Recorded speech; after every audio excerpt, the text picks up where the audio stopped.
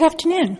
The Senate will come to order. The Secretary will call the roll. Senator Brooks, Senator Buck, Senator Cannizzaro, Senator Dennis, Senator Doñate, Senator Dondero Loop, Senator Gokachia, Senator Hammond, Senator Hansen, Senator Hardy, Senator Harris, Senator Kieckhofer,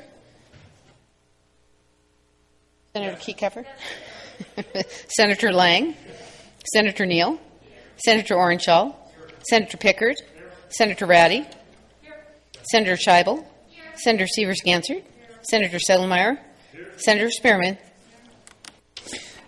Thank you. Let the record reflect there are 21 senators present. Please rise for the prayer and invocation by our very own Senator Scott Hammond.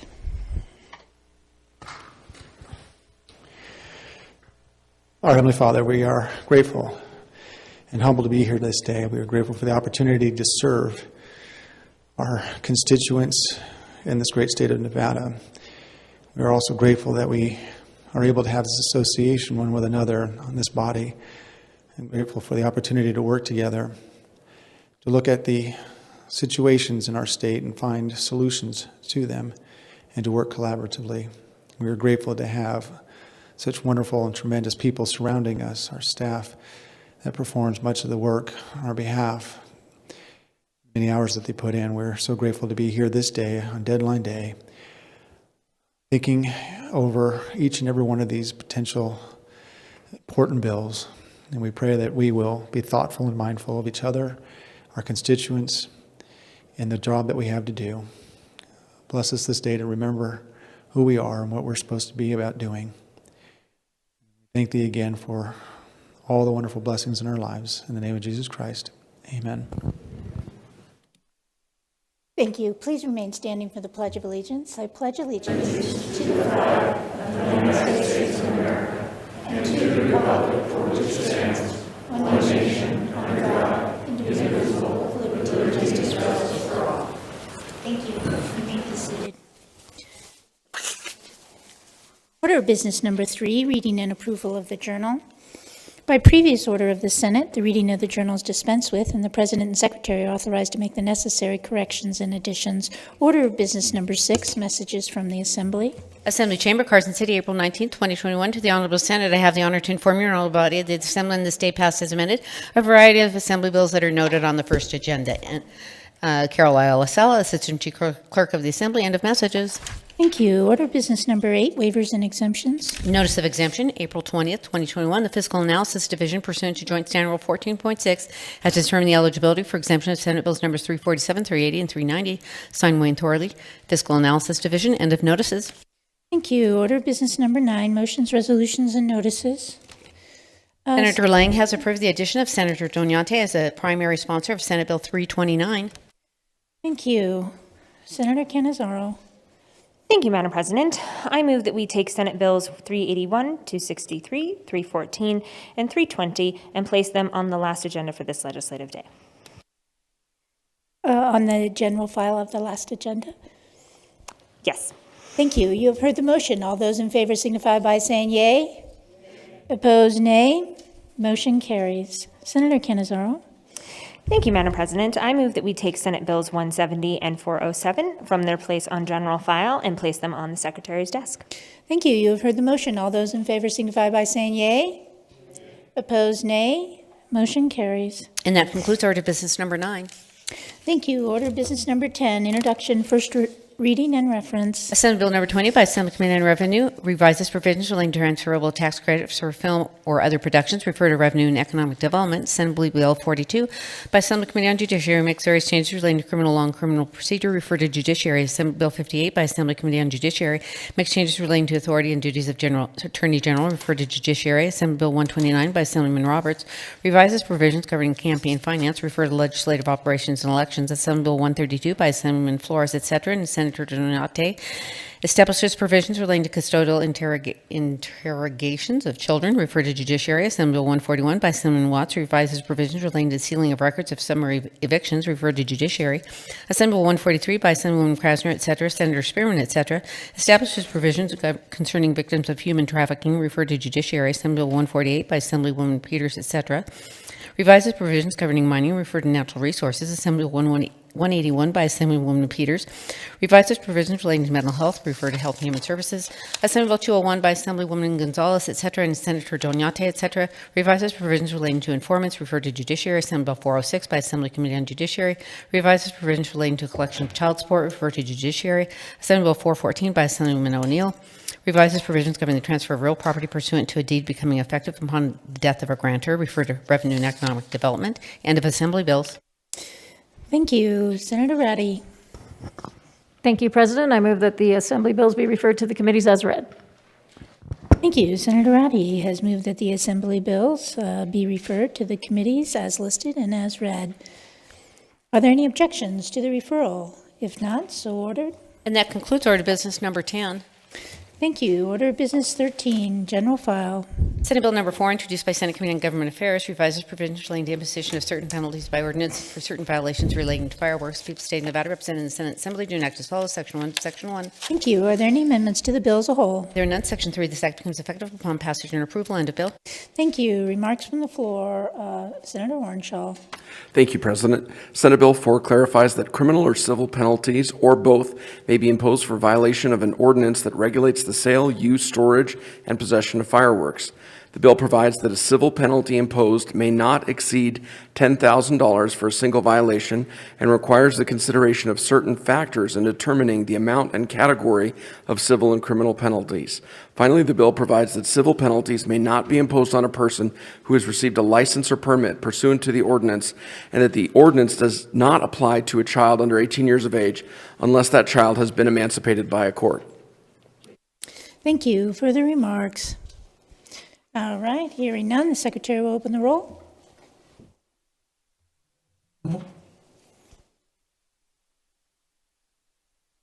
All right. Looks like everyone's voted. Does anyone wish to change their vote?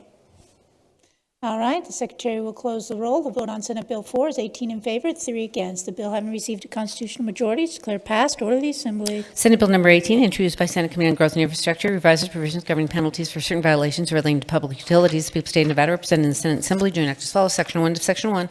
Thank you. Are there any amendments to the bill as a whole? There are none. Section 4, this act becomes effective July 1, 2021. End of bill. Thank you. Remarks from the floor. Senator Harris. Thank you, Madam President. Senate Bill 18 increases the maximum allowable administrative fines imposed by the Public Utilities Commission of Nevada for violations of statutes relating to public utilities.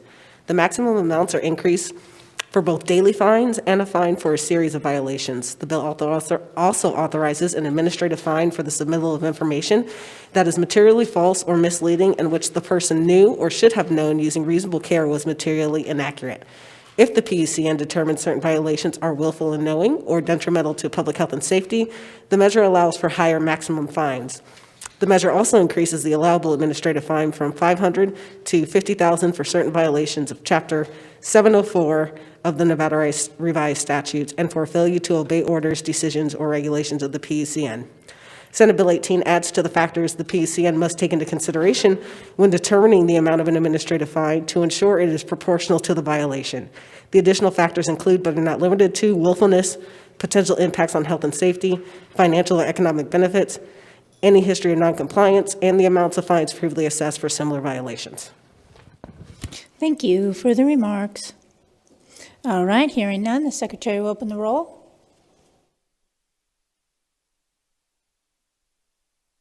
All right, looks like everyone's voted. Does anyone wish to change his or her vote? All right, the Secretary will close the roll. The vote on Senate Bill 18 is 21 in favor, 0 against. The bill having received a constitutional majority is declared passed. Order the Assembly. Senate Bill number 21, introduced by Senate Committee on Judiciary, revises requirements relating to background investigations conducted by certain institutions, agencies, and facilities that serve children. People of the State of Nevada, represented in the Senate Assembly, do enact as follows. Section 1 to Section 1. Thank you. Are there any amendments to the bill as a whole? There are none. Section 7, this act becomes effective January 1, 2022. End of bill. Thank you. Remarks from the floor. Senator Warrenshaw. Thank you, President. Senate Bill 21 provides that in addition to the current requirement to conduct background checks on current employees, public or private institutions and agencies to which a juvenile court commits a child, and certain facilities that provide residential mental health treatment to children, must conduct background checks of applicants for employment to determine whether a potential employee has charges pending against him or her or has been convicted of several specified crimes enumerated in the bill. The bill revises and standardizes the specified crimes for which such institutions and agencies are required or authorized to deny an application for employment or to terminate employment of a current employee.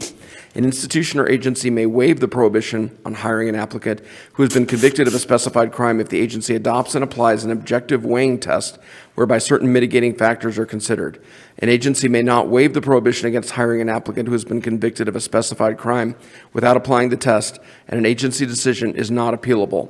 A review of relevant data must be conducted every 2 years to determine the efficacy of the test and identify implicit bias, and applicants and employees are allowed to correct information that they believe has been reported incorrectly.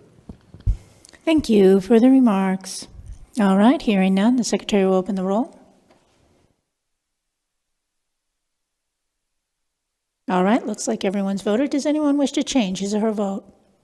All right, the Secretary will close the roll. The vote on SB 21 is 21 in favor, 0 against. The bill having received a 2/3 majority is declared passed. Order the Assembly. Senate Bill number 36, introduced by Senate Committee on Education, revises provisions relating to plans for responses to crisis, emergencies, and suicides by schools. The people of the state of Nevada represented in the Senate Assembly do enact as follows. Section 1 of Section 1. Thank you. Are there any amendments to the bill as a whole? There are none. Section 20, this act becomes effective upon passage and approval. End of bill. Thank you. Senator Lang. Thank you, Madam President. Senate Bill 36 provides that the Crisis Committee of a school district's Board of Trustees, Charter Schools Governing Board, and private school must include a representative of the county or district Board of Health, and requires that a parent or legal guardian representative not be an employee of a school or a school district. Certain plans developed by the Crisis Committee to respond to a crisis, emergency, or suicide must be used for responding to all hazards. Furthermore, SB 36 requires that notice of the plan's review and updated be posted on the website of each school district and school. The open meeting law does not apply to meetings concerning emergency response plans. The bill also requires Nevada's Department of Education to include a procedure for responding to an epidemic in its model plan for managing suicide, crisis, or emergency. Finally, SB 36 requires the governing board of each charter school to designate a school safety specialist who must provide certain employees of public safety agencies with an opportunity to become familiar with the school's blueprint every 3 years. This bill is effective upon passage and approval. Thank you. Thank you. Further remarks? All right, hearing none, the Secretary will open the roll. All right, looks like everyone's voted. Does anyone wish to change his or her vote? All right, the Secretary will close the roll. The vote on Senate Bill 36 is 21 in favor, 0 against. The bill having received a constitutional majority is declared passed. Order the Assembly. Senate Bill number 50, introduced by Senate Committee on Judiciary, revises provisions relating to warrants. The people of the state of Nevada represented in 4. End of bill. Thank you. Remarks from the floor. Senator Orangel. Thank you, President. Senate Bill 50 prohibits the issuance of a no-knock arrest warrant or a no-knock search warrant unless it is demonstrated via a sworn affidavit that the underlying alleged crime involves a significant and imminent threat to public safety, and that giving notice and serving a warrant is likely to create an imminent threat of death or serious bodily injury to the officers executing the warrant or to another person. The bill sets forth criteria that an application for a no-knock warrant must meet and sets forth the manner in which a no-knock warrant must be executed. And Madam President, I just want to take a minute to thank General Ford and his staff for working with law enforcement and stakeholders and coming to a lot of consensus on this legislation. Thank you. Further remarks? All right, hearing none, the Secretary will open the roll. All right, looks like everyone's voted. Does anyone wish to change his or her vote? All right, the Secretary will close the roll. The vote on Senate Bill 50 is 21 in favor, 0 against. The bill having received a constitutional majority is declared passed. Order the Assembly. Senate Bill number 63, introduced by Senate Committee on Natural Resources, revises provisions relating to hemp. The people of the state of Nevada represented in the Senate Assembly do enact as follows. Section 1 of Section 1. Thank you. Are there any amendments to the bill as a whole? There are none. Section 4 of this act becomes effective upon passage and approval. End of bill. Thank you. Remarks from the floor. Senator Hansen. Thank you, Madam President. Senate Bill 63 requires that an application for registration as a grower or handler of hemp as a producer of agricultural hemp seed be submitted to the State Department of Agriculture on or before July 1st of any year, and the applicant must submit a complete set of the application applicants' fingerprints or certain information required by the department to perform a background check to verify eligibility in accordance with federal regulations. The circumstances under which the department is authorized to refuse to issue, renew, suspend, or revoke a registration as a grower, handler, or producer are revised. The bill sets forth certain requirements for the sampling and testing of hemp before it is harvested, and it authorizes a grower to perform remediation activities on a growing crop of hemp that has a THC concentration that exceeds federal limits or render the crop compliant. If a grower fails to submit a plan to perform such remediation, then the department is authorized to detain, seize, or embargo the crop. The bill is effective upon passage and approval.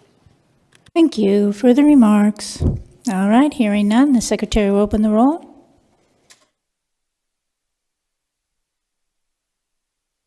All right, looks like everyone's voted. Does anyone wish to change his or her vote? All right, the secretary will close the roll. The vote on SB 63 is 21 in favor, 0 against. The bill having received a constitutional majority is declared passed. Order the assembly. Senate Bill number 67, introduced by Senate Committee on Government Affairs, creates a pilot program to gather data on the use of job order contracts for certain public works. People of the State of Nevada represented in the Senate Assembly do enact as follows. Section 1 of Section 1. Thank you. Are there any amendments to the bill as a whole? There are none. Section 15, end of Section 15, end of bill. Thank you. Remarks from the floor. Thank you, Madam President. Senator Neal. Senate Bill 67 establishes a 4-year pilot program to gather data on the use of job order contracts for certain public works in Clark County, the City of Henderson, City of Las Vegas, and the City of North Las Vegas, and the Clark County Water Reclamation District, and provides certain requirements for the solicitation and fulfillment of job order contracts. The bill requires a public body to submit a quarterly report on the job order contracts pilot program to the director of the Legislative Council Bureau. It's effective on July 2021 and expires on June 30, 2025. Thank you. Further remarks? All right, hearing none, the secretary will open the roll.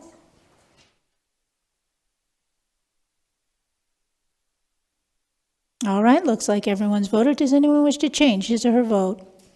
All right, the secretary will close the roll. The vote on SB 67 is 20 in favor, 1 against. The bill having received a constitutional majority is declared passed. Order the assembly. Senate Bill number 77, introduced by Senate Committee on Government Affairs, revises provisions relating to public bodies. The people of the State of Nevada represented in the Senate Assembly do enact as follows. Section 1 of Section 1. Thank you. Are there any amendments to the bill as a whole? There are none. Section 4 of this act becomes effective upon passage and approval. End of bill. Thank you. Remarks from the floor.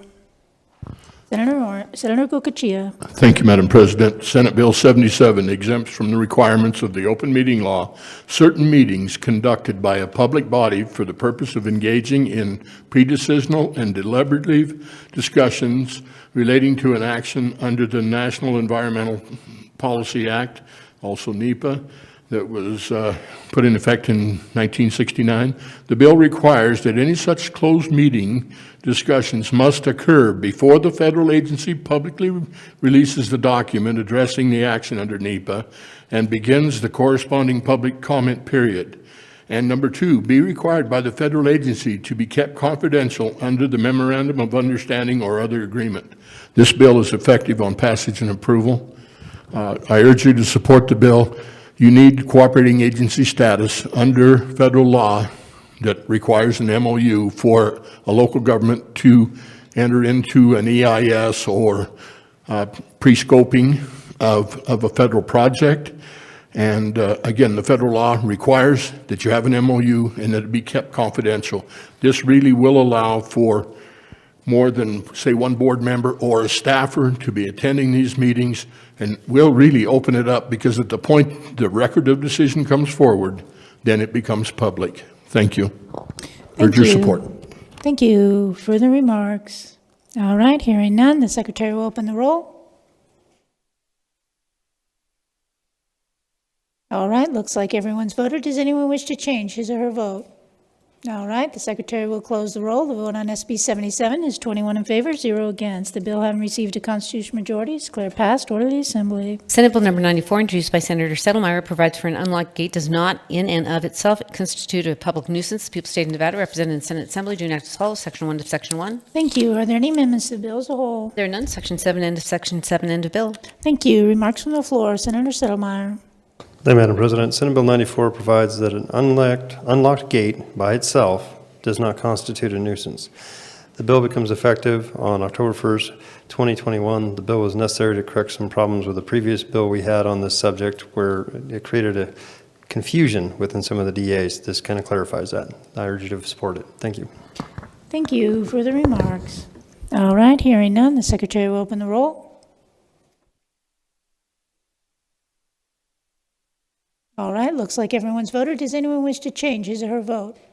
All right, the secretary will close the roll. The vote on SB 94 is 21 in favor, 0 against. The bill having received a constitutional majority is declared passed. Order the assembly. Senate Bill number 102, introduced by Senator Hammond, revises the date by which children must be at least a certain age to be admitted to certain grades of school. The people of the state of Nevada, represented in the Senate Assembly, do enact as follows. Section 1 to Section 1. Thank you. Are there any amendments to the bill as a whole? There are none. Section 2, subsection 2, and a bill. Thank you. Remarks from the floor. Senator Hammond. Thank you, President. Senate Bill 102 changes from September 30th to August 7th the dates by which a child must be a certain age at the beginning of a school year in order to be admitted to certain grades, and the bill effectiveness is July 1st, 2022. Thank you for the remarks. All right, hearing none, secretary will open the roll.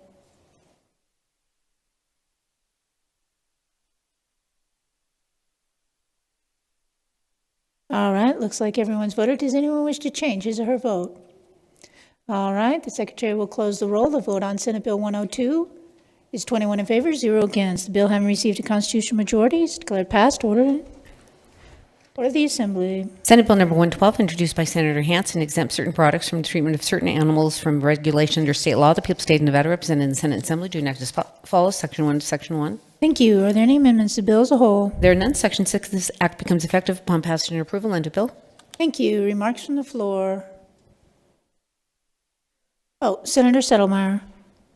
Thank you, Madam President. Senate Bill 112 provides for certain veterinary biologic products that are regulated under existing federal law to be excluded from the regulations under Nevada law. These products are to be administered only for certain livestock, specifically cattle, goats, pigs, sheep, and poultry. The bill is effective upon passage and approval. Thank you for the remarks. All right, hearing none, the secretary will open the roll.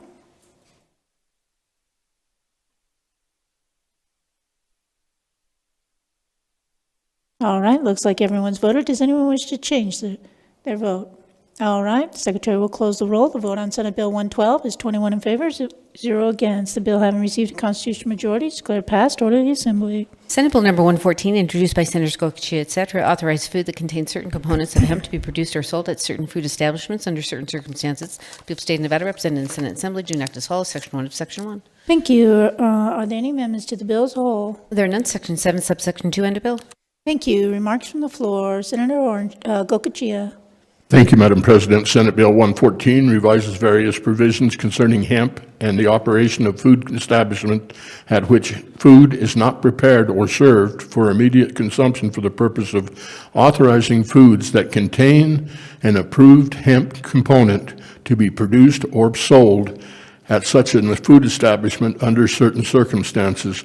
Nevada's Department of Health and Human Services is required to adopt regulations that identify contaminants of commodities or products which are foods that contain an approved hemp component and prescribe tolerances for such contaminants. Food containing hemp shall not be deemed to be unadulterated solely because it contains an approved hemp component. Effective date of this bill is October 1st, 2021 for the purposes of adopting regulations and performing other preparatory administrative tasks, and on January 1st, 2022 for all other purposes. The attempt of this bill is to provide another marketplace for the hemp industry in Nevada, and clearly we are waiting for the feds and the FDA to approve hemp in products, but unfortunately we have products coming from out of state being sold in Nevada, and we're just trying to catch up with them and make it legal for our industry in Nevada to at least use hemp in food products. Thank you. I ask for your support. Thank you for the remarks. All right, hearing none, the secretary will open the roll.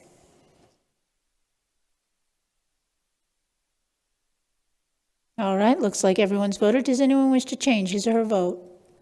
All right, the Secretary will close the roll. The vote on Senate Bill 114 is 20 in favor, 1 against. The bill having received a constitutional majority is declared passed. Order the Assembly. Senate Bill number 125, introduced by Senator Settlemeyer, revises provisions relating to falconry. The people of the state of Nevada, represented in the Senate Assembly, do next as follows, Section 1 of Section 1. Thank you. Are there any amendments to the bill as a whole? There are none. Section 3, subsection 5, end of bill. Thank you. Remarks from the floor. Senator Settlemeyer. Thank you, Madam President. Senate Bill 125 authorizes a person who is licensed as a master falconer and who meets certain federal conditions to possess a golden eagle under certain circumstances. The Board of Wildlife Commission may adopt regulations that authorize certain persons to transport, transfer, possess, or use a golden eagle in falconry, and such persons must first obtain an eagle permit from the Department of Wildlife. The Commission must adopt regulations that impose civil penalties against a person who violates the various provisions against tampering with bald eagles and golden eagles. The effective date of this bill is October 1st, 2021. Thank you. Further remarks? All right, hearing none, the Secretary will open the roll. All right, looks like everyone's voted. Does anyone wish to change his or her vote? All right, the Secretary will close the roll. The vote on Senate Bill 125 is 21 in favor, 0 against. Bill having received a constitutional majority is declared passed. Order the Assembly. Senate Bill number 138, introduced by Senators Lang and Pickard, revises provisions relating to planned development. The people of the state of Nevada, represented in the Senate Assembly, do next as follows, Section 1 of Section 1. Thank you. Are there any amendments to the bill as a whole? There are none. Section 25, this act becomes effective July 1, 2021, end of bill. Thank you. Remarks from the floor. Senator Pickard. Oh, no. Senator Lang. Thank you, Madam President. Senate Bill 138 provides that a city or a county may only exercise power relating to planned unit developments if the county or city enacts an ordinance for planned unit development in conformance with certain requirements. The ordinance must, 1, require a plan to be set forth in written and graphic materials, 2, set forth certain procedures for reviewing an application for a plan, and 3, set forth procedures for reviewing an application to modify, remove, or release any provision of the plan. The bill also revises requirements for minimum site areas and parking for a planned unit development, eliminates the requirement for tentative approval of a plan for a planned unit development under certain circumstances, and makes up various other changes relating to provisions affecting the planned unit developments. This bill is effective July 1, 2021. Thank you. Further remarks. Senator Dondero-Loop. Thank you, Madam President. While I voted this bill, Senate Bill 138, out of committee, I continue to have questions and concerns from my constituents, so I will be voting no today. Thank you. Further remarks? All right, hearing none, the Secretary will open the roll.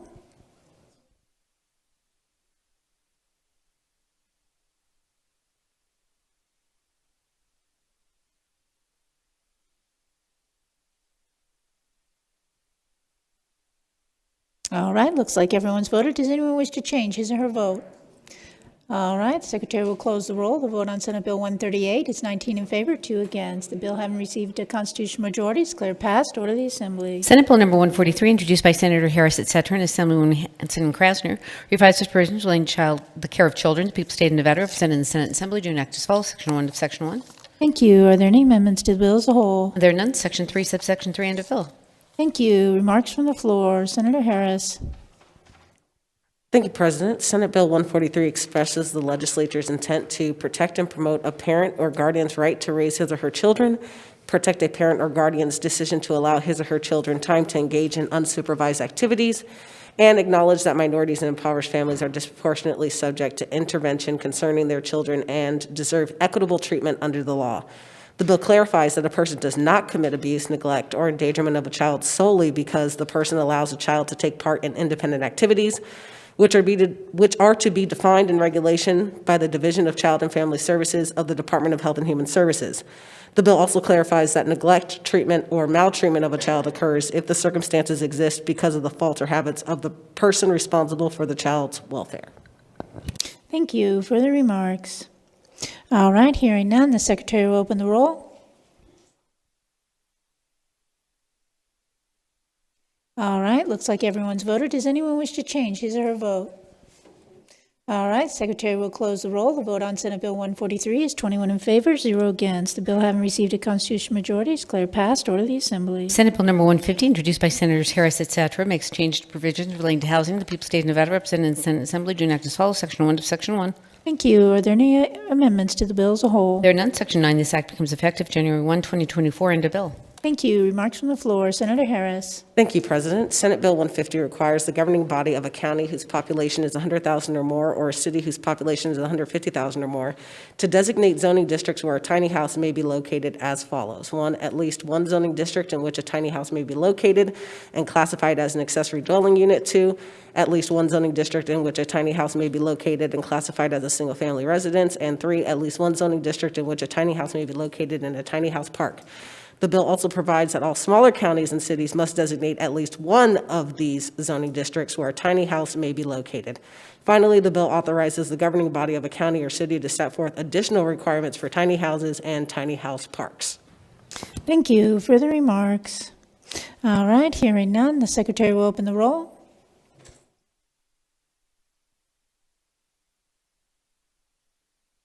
All right, looks like everyone's voted. Does anyone wish to change his or her vote? All right, the Secretary will close the roll. The vote on Senate Bill 150 is 20 in favor, 1 against. The bill having received a constitutional majority is declared passed. Order the Assembly. Senate Bill number 170 has been placed on the Secretary's desk. Senate Bill 172, introduced by Senators Dennis, etc., and Assemblywoman Tolles, revises the provisions relating to education. The people of the state of Nevada, represented in the Senate Assembly, do enact as follows. Section 1 of Section 1. Thank you. Are there any amendments to the bill as a whole? There are none. Section 6, subsection 3, end of bill. Thank you. Remarks from the floor. Senator Dennis. Thank you, Madam President. Senate Bill 172 removes the enrollment application process and prerequisite requirements for a student to participate in a dual credit course.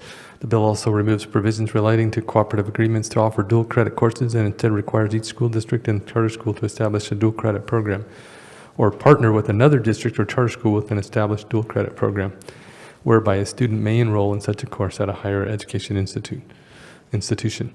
The bill also includes dual credit and international baccalaureate courses in the list of courses for which the State Board of Education must provide a uniform grading scale and requires the board to assign the same weight to such courses as is assigned to advanced placement courses in certain circumstances.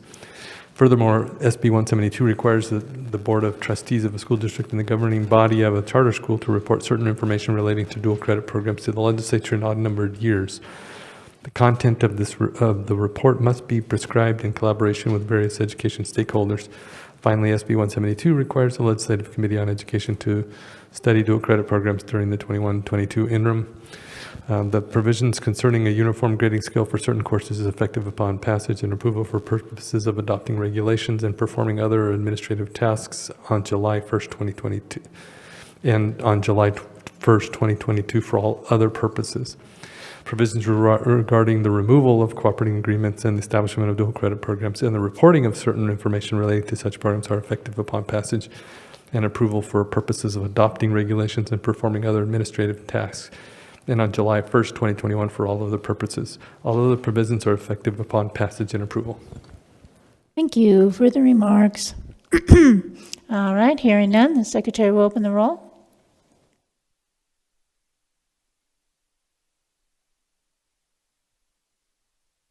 All right, looks like everyone's voted. Does anyone wish to change his or her vote?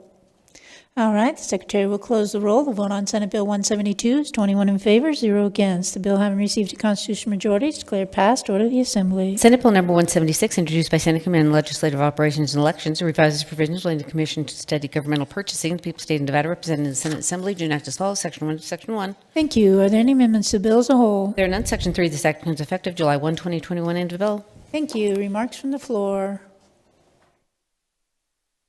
Senator Severs-Gansert. Thank you, Madam President.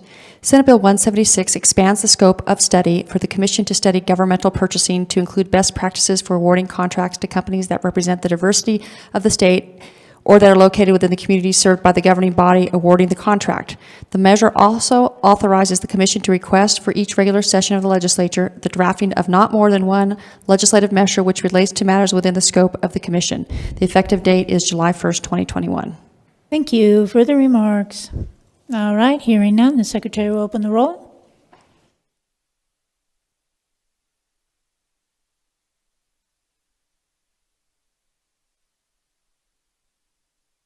All right, looks like everyone's voted. Does anyone wish to change his or her vote? All right, the Secretary will close the roll. The vote on Senate Bill 176 is 21 in favor, 0 against. The bill having received a constitutional majority is declared passed. Order the Assembly.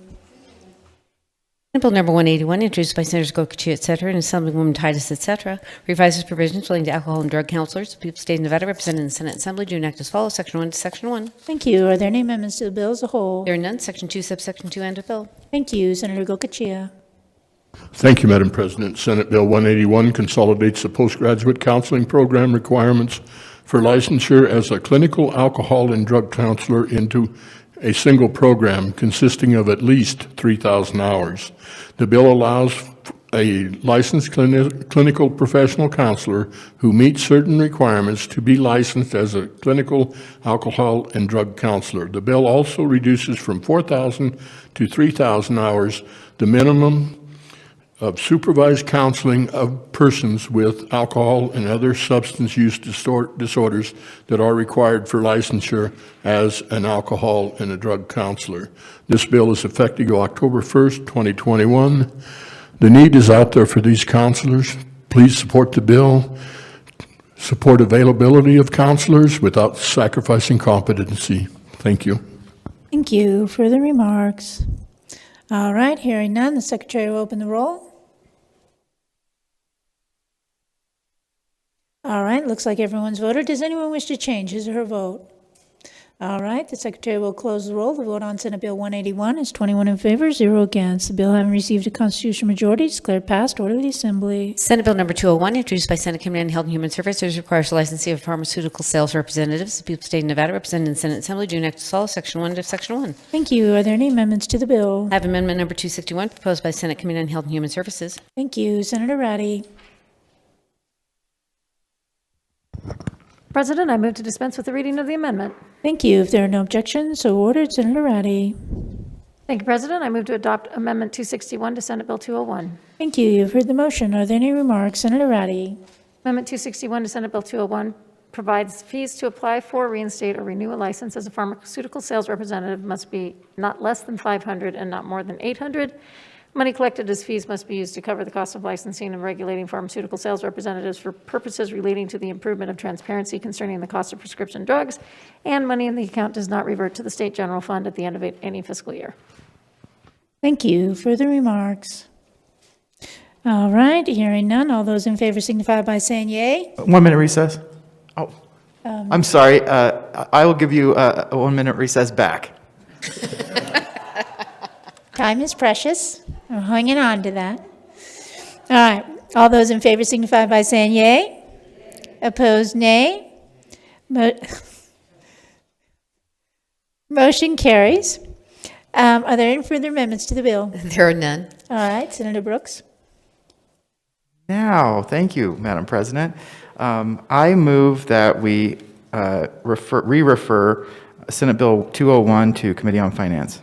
Thank you. You have heard the motion. All those in favor signify by saying yay. Opposed, nay. Motion carries.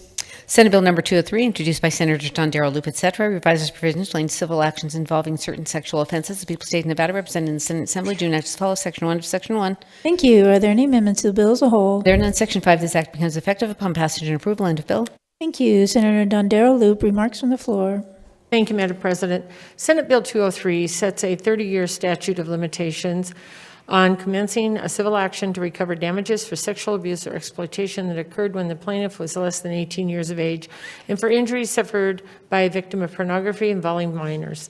A plaintiff may bring such an action against a perpetrator or whoever knowingly benefits financially or by receiving anything of value from the participation in a venture that which the person knew or should have known has engaged in an active violation of the provisions of the bill. A person who is found liable in the plaintiff under these provisions is liable for treble damages as well as reasonable attorney's fees. The bill also provides that the mere rental of a hotel room in an establishment having more than 200 rooms does not constitute proof of a benefit to a defendant. This bill is effective upon passage and approval. Thank you. Further remarks? Senator Buck. Thank you, Madam President. I have a question for the sponsor of the bill. I'm adamantly against teen sex trafficking in any and all hotels, motels, and establishments, but I'm just wondering, why is the 200 room the quantifying metric in this bill? Wouldn't we want this in all places and all properties? Thank you, Senator Dondarello. Thank you, Madam President. After many conversations with many stakeholders, that was the agreed upon and a number of rooms. And in my opinion, it is better to have this agreed upon room number than to have no number at all and no bill. Senator Buck. Thank you, Madam President. Thank you, Senator Hardy. Thank you, Madam President. As I understand it, this bill gives an unlimited time for any civil action, and I am concerned about unlimited time affecting memory, either not remembering exactly what happened, who happened, or where it happened, etc. Is that not true? Senator Dondarello. Thank you, Madam President. To my colleague from his Senate district, this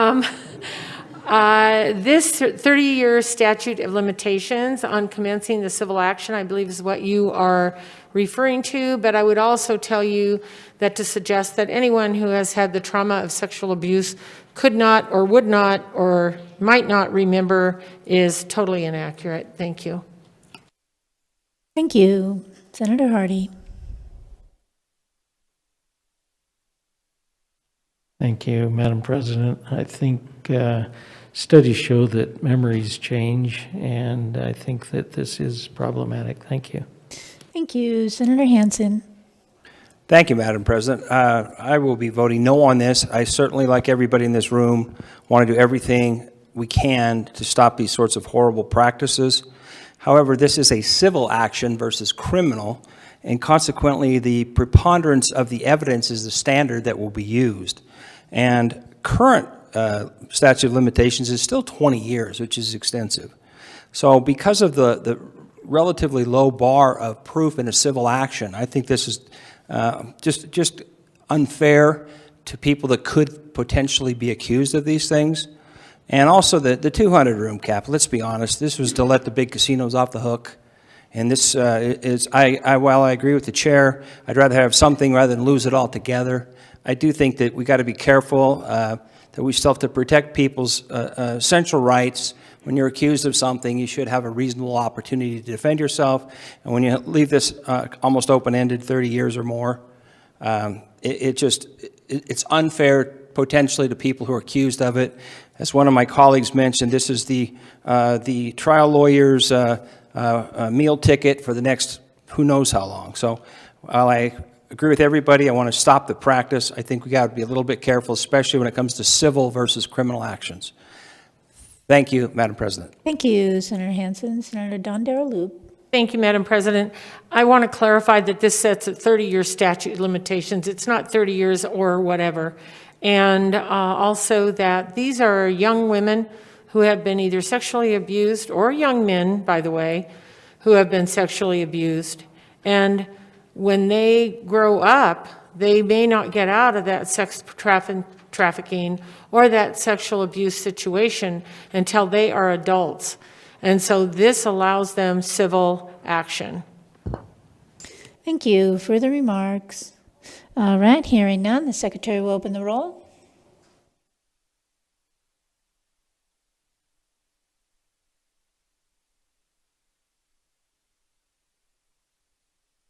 All right, looks like everyone's voted. Does anyone wish to change his or her vote?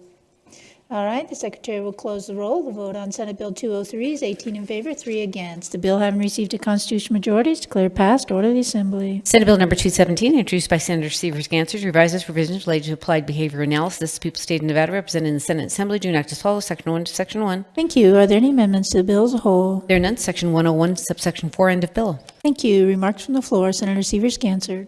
Thank you, Madam President. Senate Bill 217 transfers full responsibility and authority for the regulation of behavioral analysts, assistant behavior analysts, and registered behavior technicians from the Aging and Disability Services Division of the Department of Health and Human Services to the Board of Applied Behavior Analysis. The measure makes certain changes to ensure the board processes applications, investigates complaints, adjudicates contested cases, imposes discipline, and operates in generally the same manner as other boards regulating healthcare professionals. Further, SB 217 revises requirements related to the supervision of assistant behavior analysts and behavior technicians. It also recognizes the Behavior Analyst Certification Board, Inc., or its successor organization as the regulatory authority for certain purposes. The bill includes Board Certified Behavior Analyst, doctoral, within the definition of behavior analyst, and makes other changes to the definition of the practice of applied behavior analysis. The bill is effective upon passage and approval for the purpose of performing any preparatory administrative tasks on October 1, 2021, for all other purposes. Thank you. Further remarks? All right, hearing none, the secretary will open the roll. All right, looks like everyone's voted. Does anyone wish to change his or her vote? All right, the secretary will close the roll. The vote on Senate Bill 217 is 21 in favor, 0 against. The bill having received a constitutional majority is declared passed. Order the Assembly. Senate Bill number 229, introduced by Senator Ratty, revises provisions relating to the practice of pharmacy. The people of the state of Nevada, represented in the Senate and Assembly, do next as follows. Section 1 to Section 1. Thank you. Are there any amendments to the bill? I have amendment number 403, proposed by the Senate Committee on Commerce and Labor. Thank you, Senator Spearman. Thank you, Madam President. Move to dispense with the reading of the amendment. Thank you. If there are no objections, so ordered. Senator Spearman. Thank you, Madam President. Move to adopt Amendment 403 to Senate Bill 229. Thank you. You've heard the motion. Are there any remarks? Senator Spearman. The amendment prohibits a practitioner who enters into a collaborative agreement from being so geographically distanced from the collaborative pharmacist that it creates an impediment to effective collaboration in the delivery and review of healthcare services. Provides certain requirements that apply in the use of a collaborative practice arrangement by a practitioner who provides healthcare services that include the diagnosis and the initiation of treatment, and deletes provisions which require that the State Board of Pharmacy approve the written guidelines and protocols developed by the registered pharmacist in collaboration with the practitioner which authorize collaborative drug therapy management. Thank you. Further remarks? All right, hearing none. All those in favor signify by saying yea. Opposed, nay. Motion carried. Are there any further amendments to the bill? There are none. Thank you. The bill is ready. Final action. Senate Bill number 229, introduced by Senator Ratty, revises provisions relating to the practice of pharmacy. The people of the state of Nevada, represented in the Senate and Assembly, do enact as follows. Section 1 to Section 1. Thank you. Are there any remarks? And there are no amendments. Oops. Section 9, subsection 2, end of bill. Thank you. Any remarks? Senator Ratty. Thank you, President. Senate Bill 229 deletes certain requirements and protocols concerning a pharmacist who engages in a collaborative practice of pharmacy or collaborative drug therapy management pursuant to a collaborative practice agreement entered with a licensed practitioner. The bill prohibits a collaborative practice agreement from granting a pharmacist authority to engage in an activity that is outside of the scope of practice of the practitioner. The bill also prescribes certain requirements that must be included in the written guidelines and protocols developed by a registered pharmacist and in collaboration with a practitioner that authorizes collaborative drug therapy management. Further, the bill prescribes certain situations where a practitioner is prohibited from entering into a collaborative practice agreement with a collaborating pharmacist. In addition, the bill expands the definition of a provider of health care to require a pharmacist to report certain information to an applicable health authority and cooperate with an investigation concerning a communicable disease, infectious disease, or exposure to a biological, radiological, or chemical agent. It's effective on passage and approval for the purpose of adopting regulations and performing any other preparatory administrative tasks, and on October 1 for all other purposes. This bill is about increasing access to care and came from the learnings that happened during the pandemic. Nevada already has collaborative practice law in place, and what a collaborative practice does, it allows for a provider to work with a pharmacist and to have an agreement, which is a written collaborative practice agreement, that says under what protocols a pharmacist may adjust medications or do certain other tasks. I think it's very important to reemphasize that it does not change the scope of practice of a pharmacist. But it does allow for example, a pharmacist who is working in a collaborative practice agreement, say in a practice focused on heart disease. If that patient is on high blood pressure meds and those meds need to be bumped up or bumped down, that doctor can work with that pharmacist to have a written description of what the protocols would be and under what situations those could be done. And then that patient wouldn't have to go back into the doctor to have those meds changed. They could just have the meeting with the pharmacist. It also, what we talked about in committee, could work in a situation where a pharmacist would have a collaborative practice agreement that would allow them to, under certain circumstances, with a written agreement and protocols, provide a patient who walked into a pharmacy with a test for flu to be able to look at how the test for flu came out and then be able to prescribe a antiviral. We know in that situation, getting that antiviral within 48 hours is incredibly important, and that many folks will never make it into a doctor in that situation or a provider. And so therefore, we could do a better job of both giving that patient treatment, but reducing the spread of a very contagious disease. So what this does is, instead of having some very strict rules in NRS, it requires that those rules end up in the collaborative practice agreement so that they can be applied based on the decision. It does not mandate any provider to enter a collaborative practice agreement. They do that at their discretion with a pharmacist in this shared partnership to advance access to care for patients. I think it's a good bill. We worked heavily with some of the providers to get their input, and in the end, they were not opposed. And so I hope that we will have broad support for this bill. Thank you. Thank you. Further remarks, Senator Hardy. Thank you, Madam President. I think the bill is laudable. I think it is trying to get at what we call a physician shortage. I think it doesn't have the limits, doesn't have the requirement for a physician to have a relationship with the patient, yet will have responsibility for the patient with collaborative practice. I don't think it's like a physician assistant who has more training with diagnosis. And the bill so far talks about not allowed to diagnose, which we've just heard allows the collaborative pharmacist to diagnose the flu.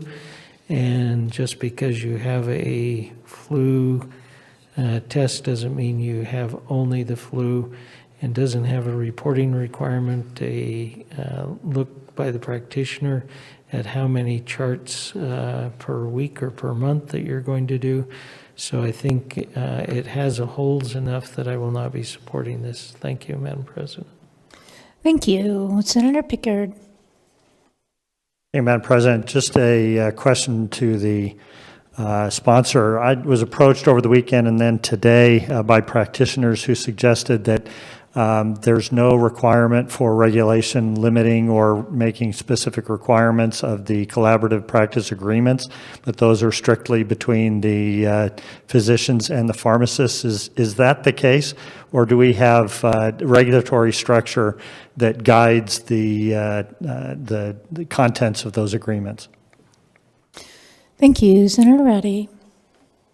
Thank you, Madam President, through you and to my colleague. So there's already an NRS framework and a regulatory framework that guides collaborative practice agreements. The Board of Pharmacy does have specific roles that are outlined within this bill. And so in that, they are a regulatory body. They also have the ability to promulgate regulations. So I'm not sure that that directly answers your question. What I will say is that the whole framework of collaborative practice agreements is that it is an agreement between a practitioner and a pharmacist that can be done within the constraints of NRS and existing NAC, plus any NAC that the pharmacy board would choose to promulgate. Senator Pickard. I appreciate that. Thank you, Madam President.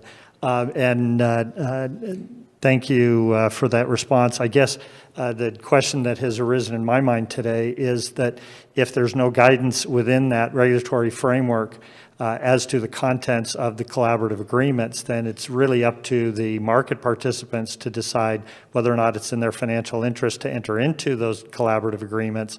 And without the guidance, and what I'm being told today is that there is no specific content requirements for those agreements that would, for example, address what our colleague from Senate District 12 has raised. It has caused some last-minute concerns to come to mind. So I think we'll have time to get this worked out on the other side, but I think I'm going to have to oppose it as it stands today. Thank you, Madam Chair, or Madam President. Thank you. Senator Reddy. Thank you, President. I appreciate the concern, and I understand it. And I would just say that there is language in the bill, and there is language in NAC that does provide guidance for what can and cannot be included in a collaborative practice agreement. It's kind of the whole point of the NRS. I think perhaps where there's some nuance to it is the level of detail. And so I will say that the notion of this bill, the underlying philosophy of this bill, is when the pandemic hit and there was a need to have collaborative practice agreements put in place that would allow for us to use the labor pool that is pharmacists and well within their scope of practice in the most effective manner to address the pandemic. What we learned is that there was too much level of detail in NRS, and that prohibited us from being able to move forward. So the balance that this bill is attempting to strike is having the good, strong, broad guidelines, things like no collaborative practice agreement can increase a pharmacist's scope of practice.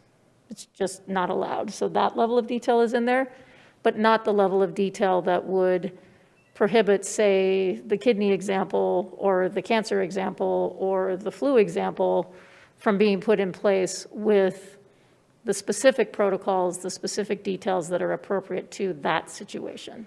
So it is a challenge. It's a challenge that I'd like to acknowledge, that if you put too much detail in NRS and NAC, as you all know, it's difficult to change. And I put faith in providers and pharmacists that they're not going to enter into an agreement that is not honoring their scope of practice and their individual and distinct roles within the system of care. Thank you. Further remarks? All right, hearing none, the Secretary will open the roll.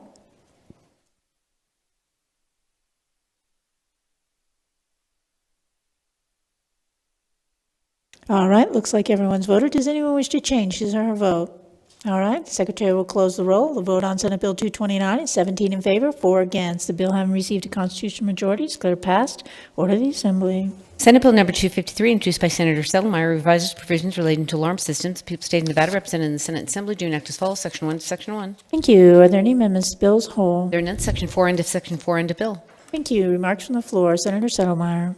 Thank you, Madam President. Senate Bill 253 provides the Board of County Commissioners as the governing body of an incorporated city from imposing a fee, fine, or penalty on an alarm system contractor or monitoring company for any false alarms that cannot be attributed to the improper installation of the alarm system or any other error committed by the contractor or monitoring company. The effective bill's date is October 1st, 2021.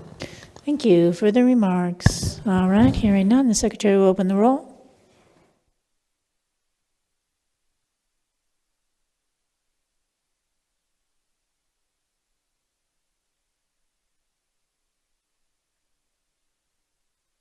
Can we have a brief 1-minute recess, Madam President? Okay. Excuse me.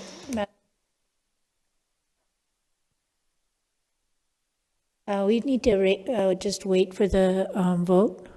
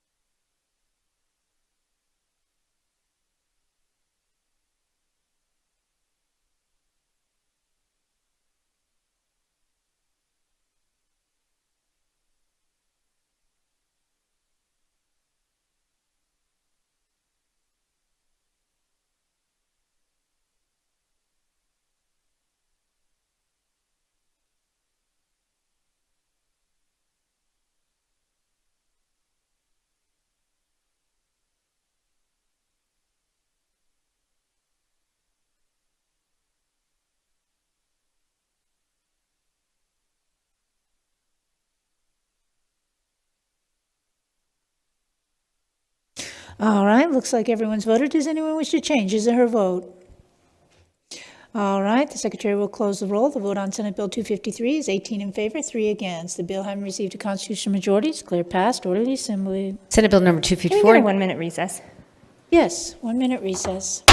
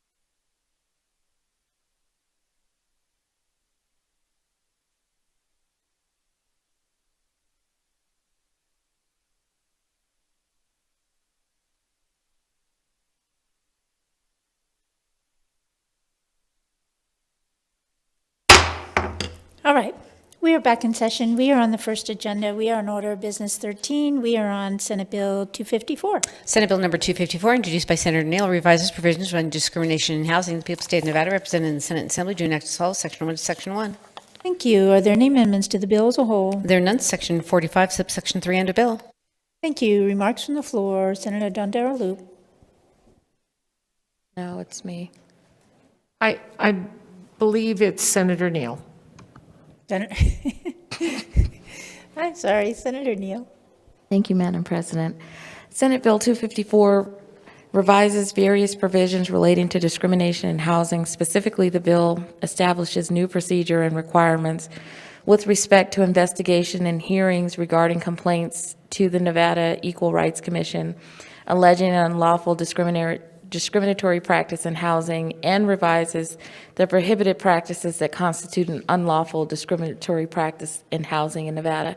The bill prohibits, with certain exceptions, a person seeking to rent or lease a dwelling from inquiring into the arrest record, conviction record, or record of criminal history of the applicant or tenant, refusing to rent or lease to an applicant on the basis of the applicant's arrest record, conviction, or record of criminal history, making or publishing any notice or advertisement that indicates a preference based on arrest, conviction, or criminal history, or evicting a tenant on the basis of his or her arrest record, conviction, record, or record of criminal history for a misdemeanor offense unless the offense has occurred on the premises of the dwelling. The bill excludes all sex offenses, all violent felonies, and it does not apply to single-family housing, nor does it apply to privately owned townhomes or manufactured housing. The bill, in addition, prohibits a person from refusing to allow a person with a disability for making reasonable modifications to a dwelling, provided that the individual pays for the modifications or make a reasonable accommodation in the rules and policies, practices, or services that may be necessary to afford a person with a disability equal opportunity to use and enjoy the property. The bill is effective on October 1st, 2021. Madam President, I'd like to add some comments. Is that possible? Yes, yes. So finding safe and stable housing is the foundation for change and success. This bill stabilizes families, and we spend millions of dollars on reentry services and then tell persons with criminal backgrounds, not you. You cannot have a roof over your head. Independence is a powerful word. Participation in our society allows for folks to have second chances. But when we limit housing opportunities, we're setting them up for failure. The burden then falls on the extended family and then the social service system to house and take care of them.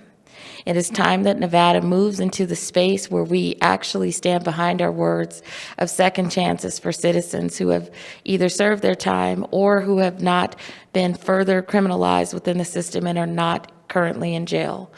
Housing is a fundamental part of our lives. And in my process of bringing this bill forward, I met several women who had not been able to find housing, who had literally either couch surfed or lived with their mother, but had for 8 years had never had an actual lease in their name since they had been released from prison. It's very important that we establish and we move forward as a state to say that we are actually not going to exclude them from having stability for their family and their children, who we are returning them to within our society. Thank you. Thank you. Further remarks, Senator Kiefer. Thank you, Madam President. While there's certainly much to like about Senate Bill 254, I unfortunately have to oppose for a couple of reasons. And it primarily relates to the process at the Nevada Equal Rights Commission. So if an individual files a complaint with NERC, normally we require people to go through the administrative process before they can move to the courts. And this specific bill allows a person to abandon their administrative process and then and file in civil court, but actually requires the Attorney General to act on behalf of this private individual in a civil complaint against another private entity.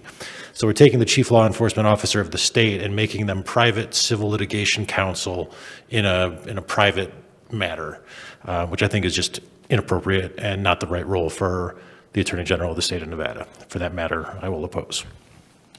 Thank you. Senator Pickard. Thank you, Madam President. Just a question to the sponsor. As I look at Section 37, the statement was made that it does not apply to single-family housing, and yet under Section 37, we've deleted the exclusion of single-family housing. And so I'm a little confused by that. Maybe the sponsor can share with me where that appears elsewhere, because I just didn't see it. Thank you. Senator Neal. Thank you, Madam President, for the question, allowing me to answer the question from my colleague from Senate District 20. So this was a specific amendment that was brought forth when we had the work session. Before it came out, I specifically placed in, based on the realtors, that it was going to exclude single-family residents. It actually had that language in there. So if it is missing, then I am super surprised, because it was in the original bill, and then they asked me to basically add it in there twice. So.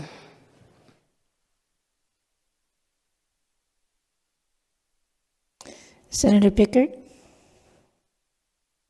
Thank you, Madam President. And I, not being in the committee, I obviously didn't follow this and just had a recent opportunity to read it. I guess I don't see that exclusion, and that concerns me, because that would greatly expand the impact of this. And I think that's an important consideration. I think it's probably something that can be addressed when it gets to the other side.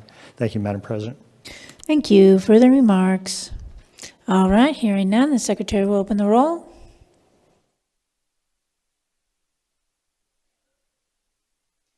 All right, looks like everyone's voted. Does anyone wish to change his or her vote?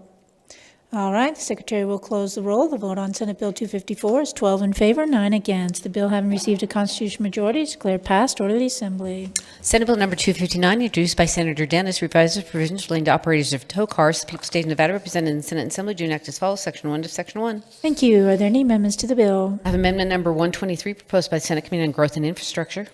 Thank you. Senator Harris. Thank you, Madam President. I move that we dispense with the reading of the amendment. Thank you. If there are no objections, so ordered. Senator Harris. Thank you, President. I move that we adopt Amendment 123 to Senate Bill 259. Thank you. You've heard the motion. Are there any remarks? Senator Harris. Thank you, President. The amendment makes 3 changes. It expands the annual training requirement to include compliance enforcement officers employed by the Nevada Transportation Authority. It clarifies what new laws and regulations will be covered in the annual training, and it deletes unnecessary sections relating to tow operators working for a city or county. Thank you. Further remarks? All right, hearing none. All those in favor signify by saying yea. Opposed, nay. Motion carried. Are there any further amendments to the bill? There are none. Thank you. The bill's ready. Final action. Senate Bill number 259, introduced by Senator Dennis, revises provisions relating to tow cars. The people of the state of Nevada represented in the Senate Assembly do enact as follows: Section 1 through Section 8, subsection 1. End of bill. Thank you. Are there any remarks? Senator Dennis. Thank you, Madam President.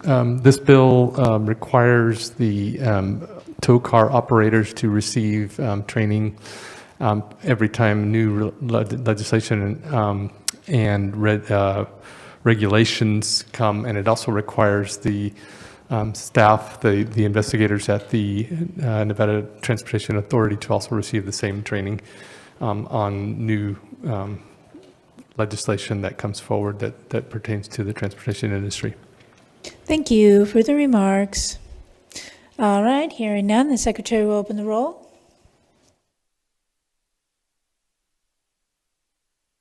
All right, looks like everyone's voted. Does anyone wish to change his or her vote? All right, the secretary will close the roll. The vote on Senate Bill 259 is 21 in favor, 0 against. The bill having received a constitutional majority, it's declared passed. Order the assembly. Senate Bill number 260, introduced by Senator Canizaro, revises provisions relating to internet privacy. The people of the state of Nevada represented in the Senate Assembly do enact as follows: Section 1 to Section 1. Thank you. Are there any amendments to the bill as a whole? There are none. Section 12, subsection 5. End of bill. Thank you. Remarks from the floor. Senator Canizaro. Thank you, Madam President. Senate Bill 260 prohibits a data broker whose primary business is the purchase and sale of personally identifiable information from selling such information of a consumer if a consumer submits a verified request to the data broker, directing the broker not to sell his or her personally identifiable information. Additionally, the bill authorizes the Attorney General to seek an injunction or a civil penalty against a data broker who knowingly violates certain provisions. The bill provides that a district court that finds that the data broker has violated these provisions may issue a temporary or permanent injunction or impose a civil penalty of not more than $5,000 for each $5,000 for each violation. Finally, the bill exempts Fair Credit Reporting and Fraud Prevention Organizations publicly available information and information in data process pursuant to the Federal Driver's Privacy Protection Act of 1994 from the provisions of this bill. This bill is effective on October 1st of 2021. Thank you. Further remarks? All right, hearing none, the secretary will open the roll.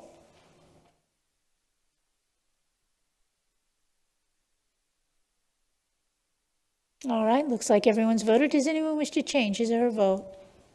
All right, the secretary will close the roll. The vote on Senate Bill 260 is 21 in favor, 0 against. The bill having received a constitutional majority is declared passed. Order the assembly. Short recess.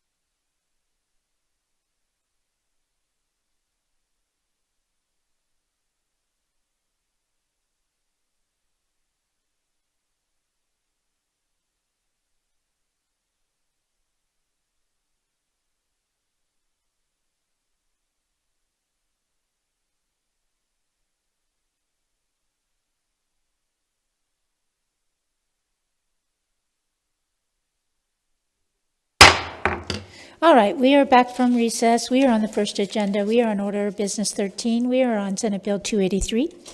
Senate Bill number 283, introduced by Senator Brooks, revises provisions relating to local improvements. The people of the state of Nevada represented in the Senate Assembly do enact as follows. Section 1 to Section 1. Thank you. Are there any amendments to the bill? I have amendment number 249, proposed by Senate Committee on Government Affairs. Thank you. Senator Dondero Loop. Thank you, Madam President. I move to dispense with the reading of the amendment. Thank you. If there are no objections, so ordered. Senator Dondero Loop. Thank you, Madam President. I move to adopt Amendment 249 to Senate Bill 283. Thank you. You've heard the motion. Are there any remarks? Senator Dondero Loop. Amendment 249 makes several changes to Senate Bill 283, including the following. Clarifies that the bill authorizes the governing body of a municipality to create a district to finance or refinance one or more qualified improvement projects, provides clarifying language regarding the meaning of energy efficiency improvement project, renewable energy project, resiliency project, and water efficiency improvement project, requires that each owner of a tract on which a qualified improvement project will be located enter into a voluntary assessment agreement, and clarifies that the lien must be filed on the tract, provides certain liability protections for a municipality and its governing body, officers, and employees for the creation of a district, and provides that the municipality that is established as a qualified improvement district may impose a fee to recover the actual administrative costs from participating property owners. Thank you. Further remarks? Senator Severs-Gansert. Nope. Senator Pickard. Senator Severs-Gansert. Senator Severs-Gansert.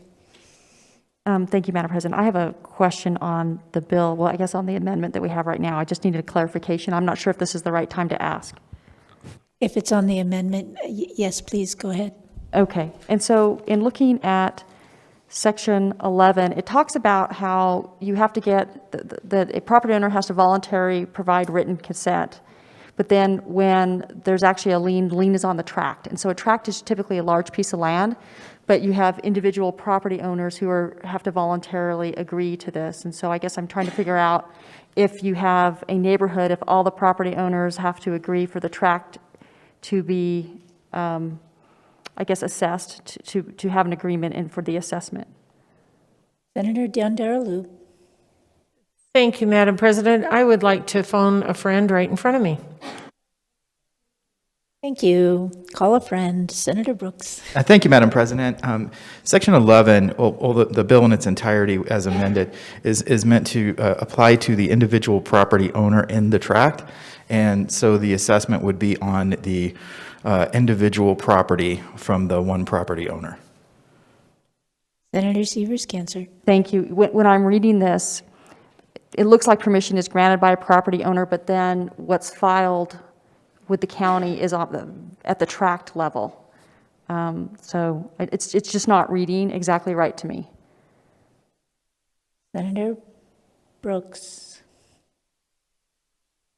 Thank you, Madam President. The voluntary assessment agreement is supposed to be recorded with the office of the county recorder, and the owner of the voluntary assessment agreement or any other person who owns interest in the tract to which the voluntary assessment agreement relates. So it would be all owners to the tract, the individual property in the tract. Okay, so the individual property, if you don't, can I continue? Senator So the individual Severs-Gansert. owners, basically, the lien would be against their property, not against the tract, but you have to have a whole tract to be able to do this? Senator Brooks. Thank you, Madam President. The agreement between the municipality, the property owner, and the lender is based upon one individual property owner, one individual property within a tract. I believe, and I'll look back at other sections of the bill, it does require permission from the other members, property owners within a tract. And so for the tract, 100% of the owners have to agree for them to enter the agreement. Senator Brooks. Madam President, I am going to have to do a little bit more reading of this amendment as it just came out to make sure that I would be able to accurately answer that question. But the intention is to have the permission of the property owners in the tract, but the actual agreement be with an individual property owner on an individual property within a tract. Okay. Thank you. Thank you. Thank you, Senator Severs-Gansert. Senator Pickard. Thank you, Madam President. And to the sponsor of the bill, that leads to we just answered my first question. The second question, It has to do with Section 12, specifically Sub 2A, where we are liening a property and it's co-equal with the latest lien. And under Nevada lien law, there has to be a priority. And so particularly if this is the mortgage lender or the mortgage on the property, this would create or would this not create a conflict with that priority if it's co-equal with the latest, if that were the mortgage or whatever that may be? Senator Dondero Loop. Through you to Senator Brooks. Thank you. Thank you, Madam President. This would, and this is kind of the key provision within the bill, is that the mortgage holder or the primary lien holder would have to voluntarily enter into this agreement, because this would then create a priority lien. Senator Pickard. Thank you. So if I understand correctly, it would not be co-equal, but they would be subordinating their lien right to the, or subject to the agreement. My concern is that there's no such thing as a co-equal lien under current Nevada law, and this would, if we don't define this well, we're going to create a problem within Nevada lien law with respect to this operation. At least that's my understanding, that we have to have a priority and there's no such thing as a co-equal lien. I think that's going to be problematic. Thank you. Senator Brooks. I would defer to the interpretation of the Legislative Counsel Bureau on how they've written co-equal with the latest lien as it relates to a priority lien holder. Thank you. All right, then. Further remarks? All right, hearing none. All those in favor signify by saying yay. Opposed, nay. Motion passes. Are there any further amendments to the bill? There are none. Thank you. The bill ready for final action. Senate Bill number 283, introduced by Senator Brooks, revises provisions relating to local improvements. People state of Nevada represented in the Senate Assembly do enact as follows: Section 1 to Section 1 through Section 19, subsection 2. End of bill. Thank you. Any remarks? Senator Brooks. Thank you, Madam President. Senate Bill 283 authorizes the governing body of a municipality to create a district to finance or refinance qualified improvement projects for energy efficiency, renewable energy, resiliency, or water efficiency if the governing body makes a finding that the creation of the district serves a public purpose, and the governing body adopts by resolution certain procedures for the creation and administration of the district. The bill requires that each owner of a tract on which a qualified improvement project will be located enter into a voluntary assessment agreement in which the owner consents in writing to the location of the project, the levy of an assessment against the tract to pay the financing set forth in the financing agreement, and the placement of a lien on the property. The bill also sets forth certain liability protections for a municipality and its governing body officers and employees for the creation of a district, and certain construction and financing requirements for a qualified improvement project. This bill is effective October 1, 2021. Thank you. Further remarks? Senator Kiefer. Thank you, Madam President. With the understanding that I think that we have gotten on the floor today, that the intent of the bill is to ensure that all property owners who are brought into this type of district are there voluntarily, they know what their assessment is going to be, and that a lien will be filed against their property at that level. I certainly feel comfortable with the bill because I think its intent is certainly noble. The issue, I think, pointed out by my colleague from District 20, that we may have a conflict as it relates to the idea of a co-equal lien, but also a lien that is prior and superior to all other liens in Section 12 of the bill is something that may need to be cleaned up on the other side. But considering the day that today is, I'm happy to support the bill. Thank you.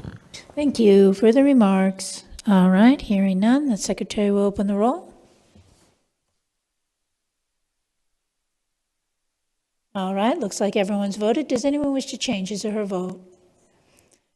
All right, Secretary will close the roll. The vote on Senate Bill 283 is 14 in favor, 7 against. The bill having received a constitutional majority is declared passed. Order the Assembly. Senate Bill number 285, introduced by Senator Harris, revises provisions relating to transportation. The people of the state of Nevada represented in the Senate and Assembly do enact as follows. Section 1 of Section 1. Thank you. Are there any amendments to the bill as a whole? There are none. Section 7, subsection 3, end of bill. Thank you. Remarks from the floor. Senator Harris. Thank you, President. Senate Bill 285 requires driver training courses to include the rules of the road relating to bicycles, including electric bicycles, electric scooters, and pedestrians. The rules of the road relating to bicycles and e-scooters are amended to allow a motor vehicle to cross the center line of a road or highway, even in a no passing zone, provided there are no unsafe conditions and the required minimum 3-foot passing distance is maintained. If the right side of the road contains service hazards or is blocked by objects, or the travel lane is too narrow to accommodate both a motor vehicle and a bicycle or e-scooter, the bill adds an exception to the rule that bicycles and e-scooters ride to the right insofar as possible. A county or regional transportation commission is required to integrate lanes, routes, facilities, and signage for bicycles into plans for construction or maintenance of roads as part of its Complete Streets program to the extent feasible. With respect to the Nevada's Department of Transportation, counties and regional transportation commissions, the bill expands the scope of the users to be considered in Complete Streets programs. Thank you. Further remarks? All right, hearing none, the Secretary will open the roll. All right, looks like everyone's voted. Does anyone wish to change his or her vote? All right, the Secretary will close the roll. The vote for Senate Bill 285 is 21 in favor, 0 against. The bill having received a constitutional majority is declared passed. Order the Assembly. Senate Bill number 294, introduced by Senator Canizaro, revises provisions governing collective bargaining by local government employers. The people of the state of Nevada represented in the Senate and Assembly do enact as follows. Section 1 of Section 1. Thank you. Are there any amendments to the bill? I have amendment number 475, proposed by Senator Canizaro. Thank you. Senator Canizaro. Thank you, Madam President. I move to dispense with the reading of the amendment. Thank you. If there are no objections, so ordered. Senator Canizaro. Thank you, Madam President. I move to adopt amendment number 475 to Senate Bill 294. Thank you. You've heard the motion. Are there any remarks? Senator Canizaro. Thank you, Madam President. Amendment number 475 to Senate Bill 294 adds teachers and educational support personnel to provide that in labor disputes other than those involving firefighters, police officers, teachers, and educational support personnel, unless the parties agree to make the findings and recommendations of a fact finder final and binding, either party may submit the findings and recommendations of the fact finder to a second fact finder to serve as an arbitrator and issue a final decision, or a decision that is final and binding on the parties. Thank you. Further remarks? All right, hearing none. All those in favor signify by saying yea. Opposed, nay. Motion carried. Any further amendments to the bill? There are none. The bill is ready for final action. Senate Bill 294, introduced by Senator Canizaro, revises provisions governing collective bargaining by local government employers. Section 1 through Section 6. This act becomes effective July 1, 2021. End of bill. Thank you. Are there any remarks? Senator Canizaro. Thank you, Madam President. Senate Bill 294 provides that in a labor dispute between a governmental employer, and employee organization that represents employees other than firefighters, police officers, teachers, and educational support personnel, where the parties do not agree whether to make the findings and recommendations of a fact finder final and binding, either party may submit the findings and recommendations of the fact finder to a second fact finder to serve as an arbitrator and issue a decision which is final and binding on the parties. The bill also repeals provisions relating to the formation of a panel to determine whether the findings and recommendations of a fact finder on certain issues are to be final and binding. Thank you. Further remarks? All right, hearing none, the Secretary will open the roll.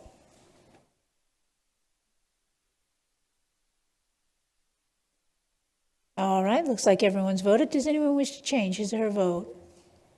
All right, the Secretary will close the roll. The vote on Senate Bill 294 is 12 in favor, 9 against. The bill having received a constitutional majority is declared passed. Order the Assembly. Senate Bill number 305, introduced by Senator Hammond, makes various changes relating to access to organ transplants for persons with disabilities. The people of the state of Nevada represented in the Senate and Assembly do enact as follows. Section 1 of Section 1. Thank you. Are there any amendments to the bill as a whole? There are none. Section 18, end of Section 18, end of bill.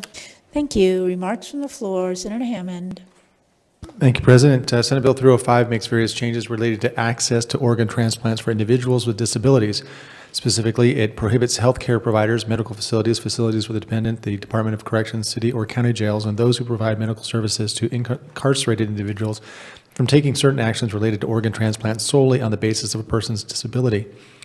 Limits the extent to which a person's disability may be considered when making recommendations or decisions regarding an organ transplant, or authorizes a person aggrieved by failures to comply with these requirements to institute a civil action for injunctive or other appropriate relief, and requires the court to give priority to such an action, and prohibits all health insurers from denying, limiting, or seeking reimbursement from an insured for care related to an organ transplant because the insured is a person with a disability, among other things. Thank you. Further remarks? All right, hearing none, the secretary will open the roll.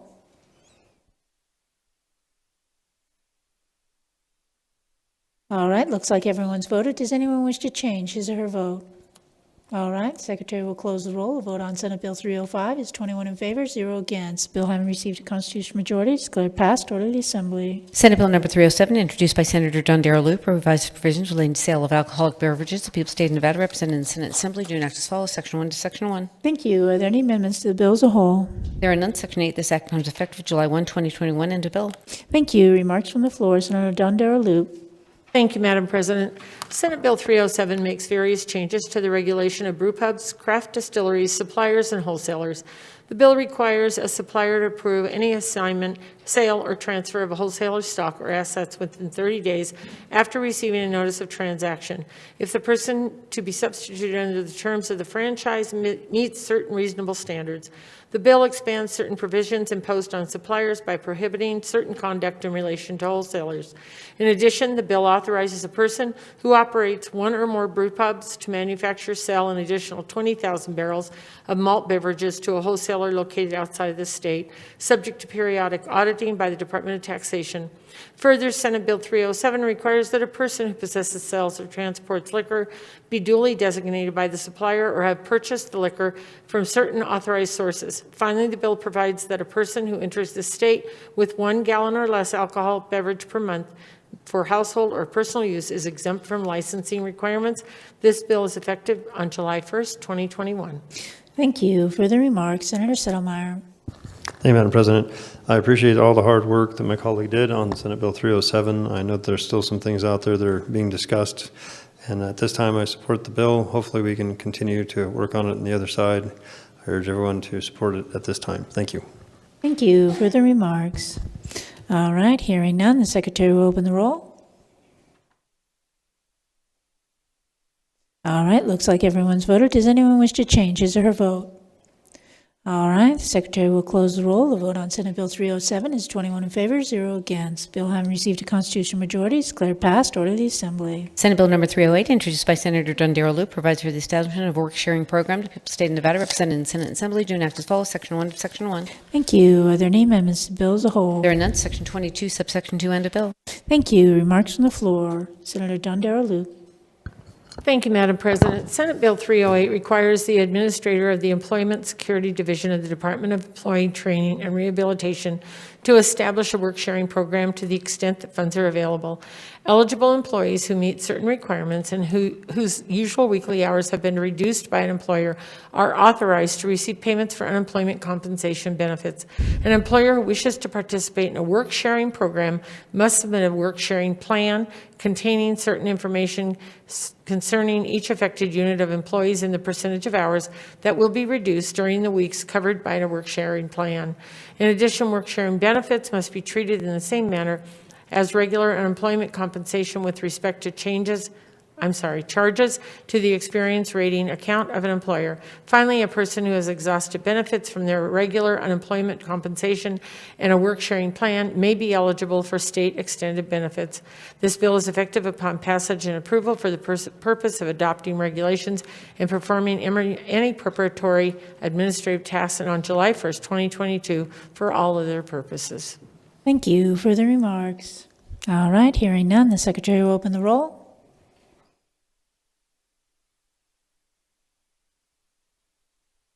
All right, looks like everyone's voted. Does anyone wish to change his or her vote?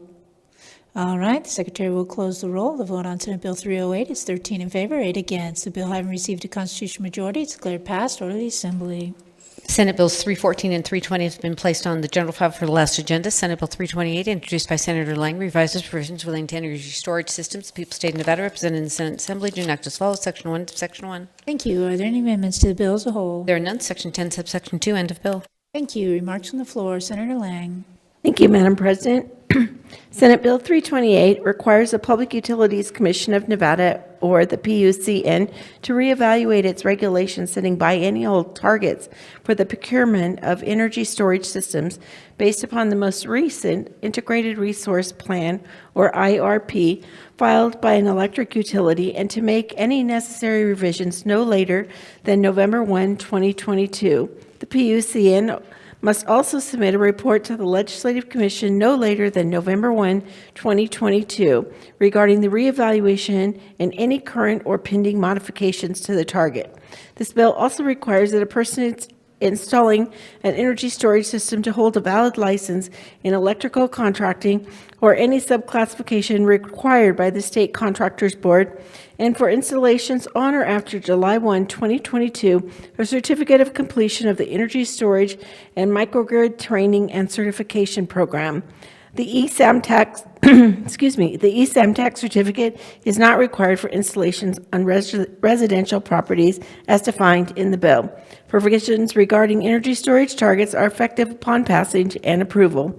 Other provisions are effective upon passage and approval for the purpose of adopting regulations and performing other preparatory administrative tasks, and on October 1st, 2021 for all other purposes. Thank you. Further remarks? All right, hearing none. Secretary will open the roll.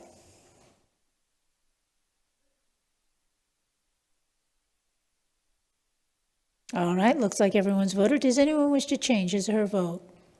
All right, the Secretary will close the roll. The vote on Senate Bill 328 is 13 in favor, 8 against. The bill, having received a constitutional majority, is declared passed. Order the Assembly. Senate Bill number 332, introduced by Senator Scheibel, revises provisions relating to structured settlements. People of the State of Nevada, represented in the Senate and Assembly, do enact as follows. Section 1 of Section 1. Thank you. Are there any amendments to the bill as a whole? There are none. Section 45, subsection 2, end of bill. Thank you. Remarks from the floor. Senator Scheibel.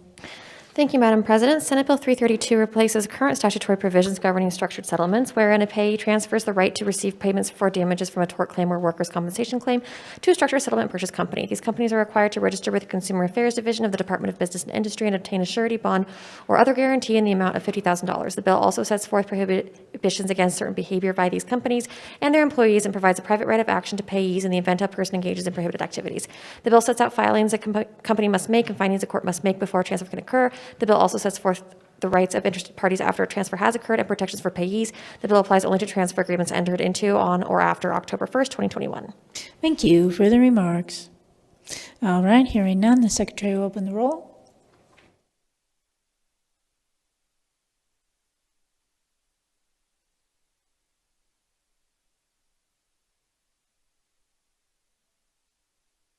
All right, looks like everyone's voted. Does anyone wish to change his or her vote?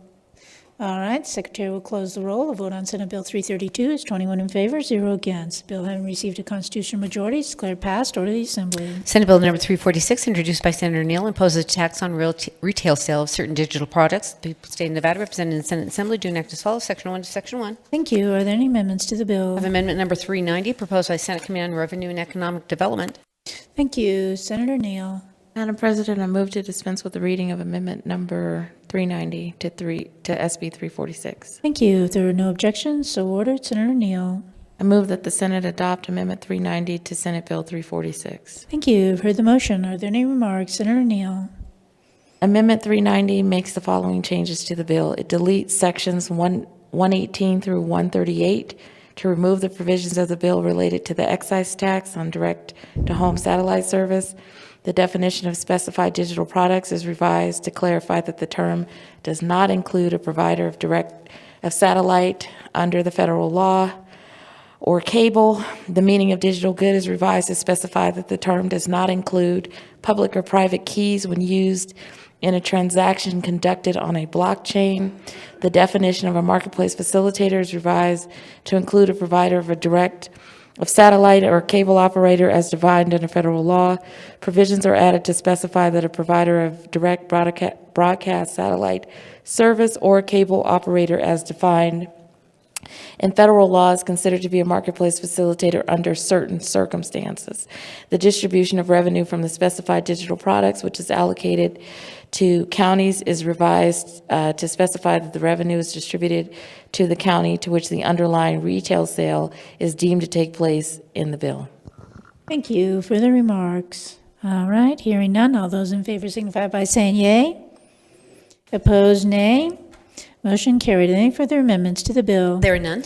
Thank you. Senator Brooks.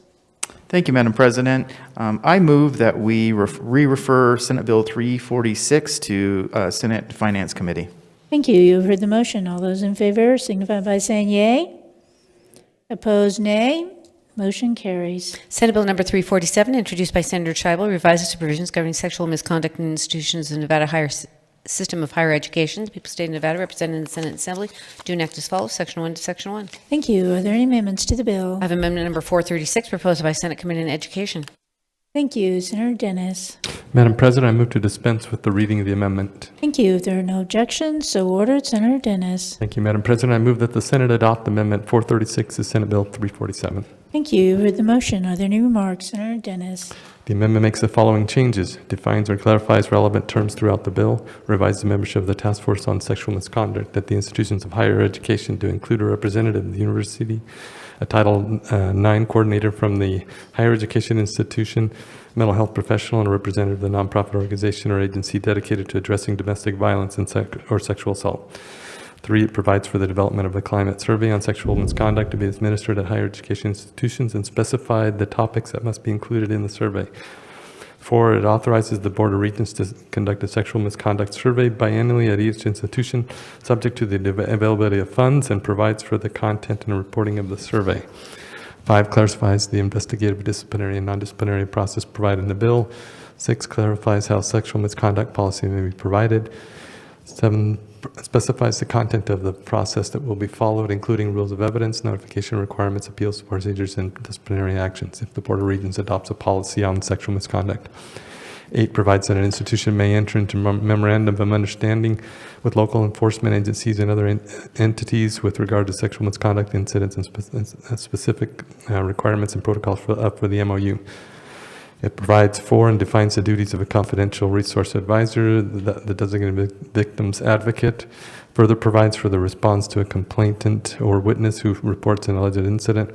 It authorizes the Board of Regents to provide investigative, disciplinary, and non-disciplinary training to certain employees, allows Board of Regents to require institutions to include sexual misconduct training that is trauma-informed, inclusive of those who are lesbian, gay, bisexual, transgender, and questioning, culturally responsive, which addresses the unique experiences and challenges of various groups of students, provides for the annual reporting of sexual misconduct incidents, provides for the institutional disciplinary process and related reporting, as well as institutions' response process to incidents, including hearings, investigations, and provides for a waiver from requirements of school-sponsored programs and activities, including scholarships for those who have experienced sexual misconduct.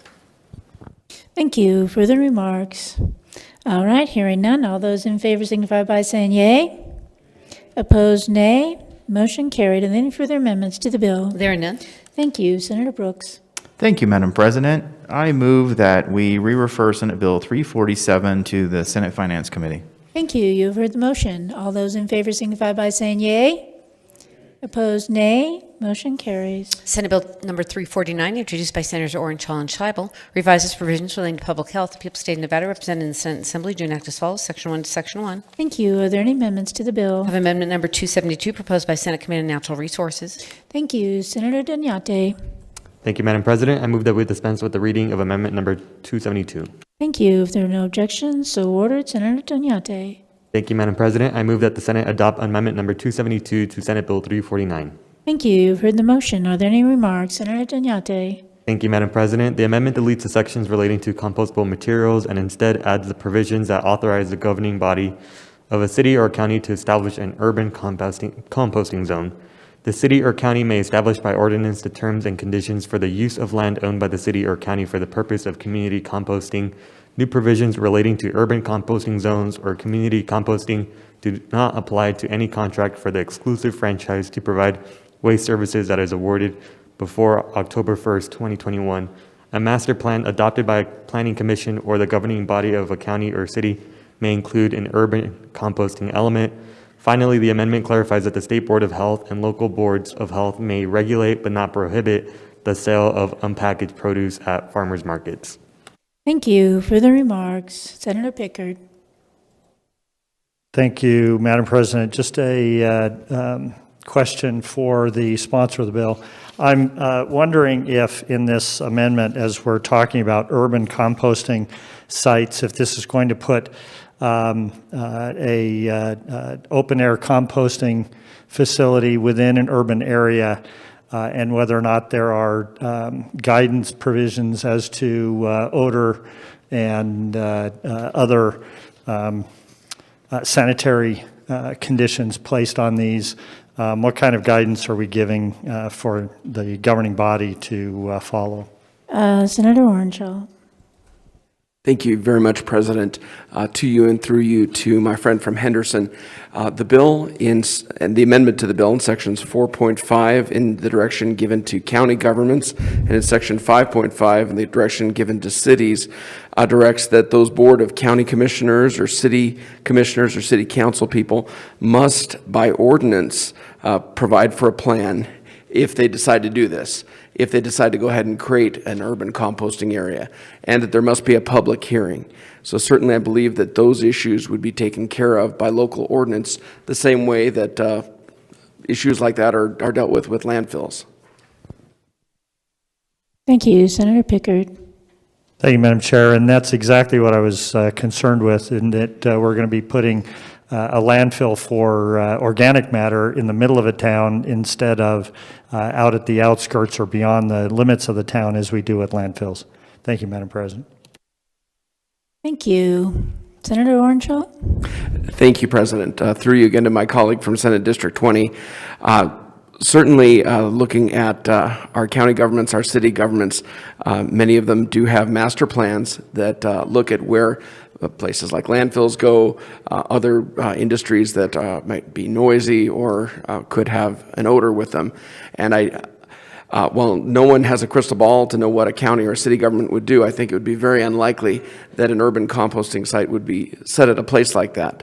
But with public input, hopefully, if these are developed by a county or a city, they will be placed in close enough proximity that people can take part in this and allow this organic material not to go into landfills and to be recycled and possibly used for urban gardens or other agricultural purposes.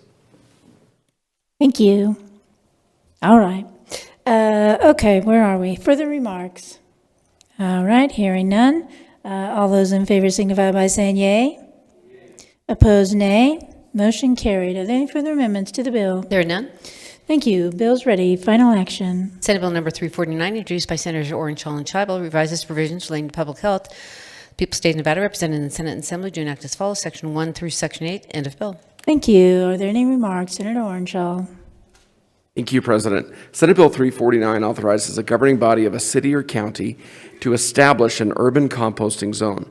The city or county may establish by ordinance the terms and conditions for the use of the land owned by that city or county for the purpose of community composting.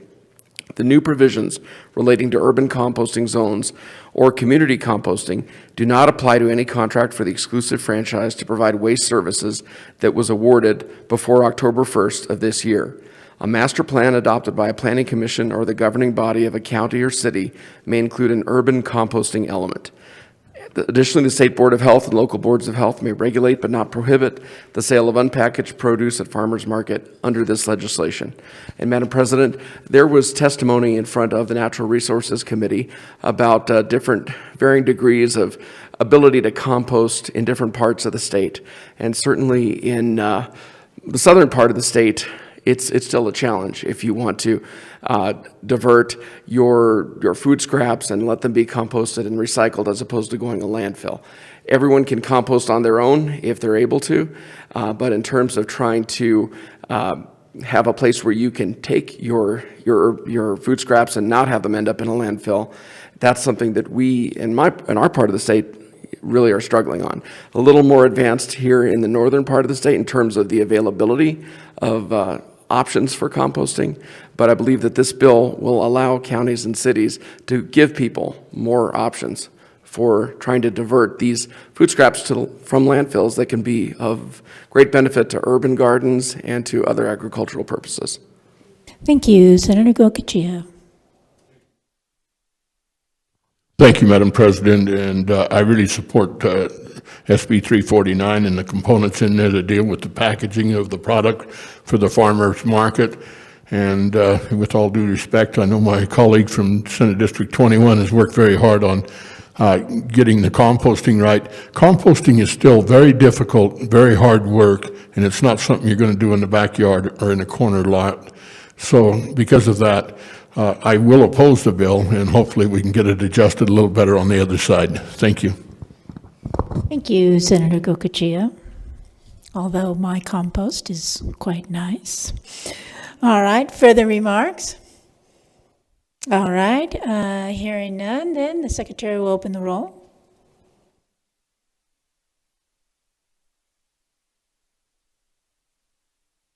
All right, looks like everyone's voted. Does anyone wish to change his or her vote?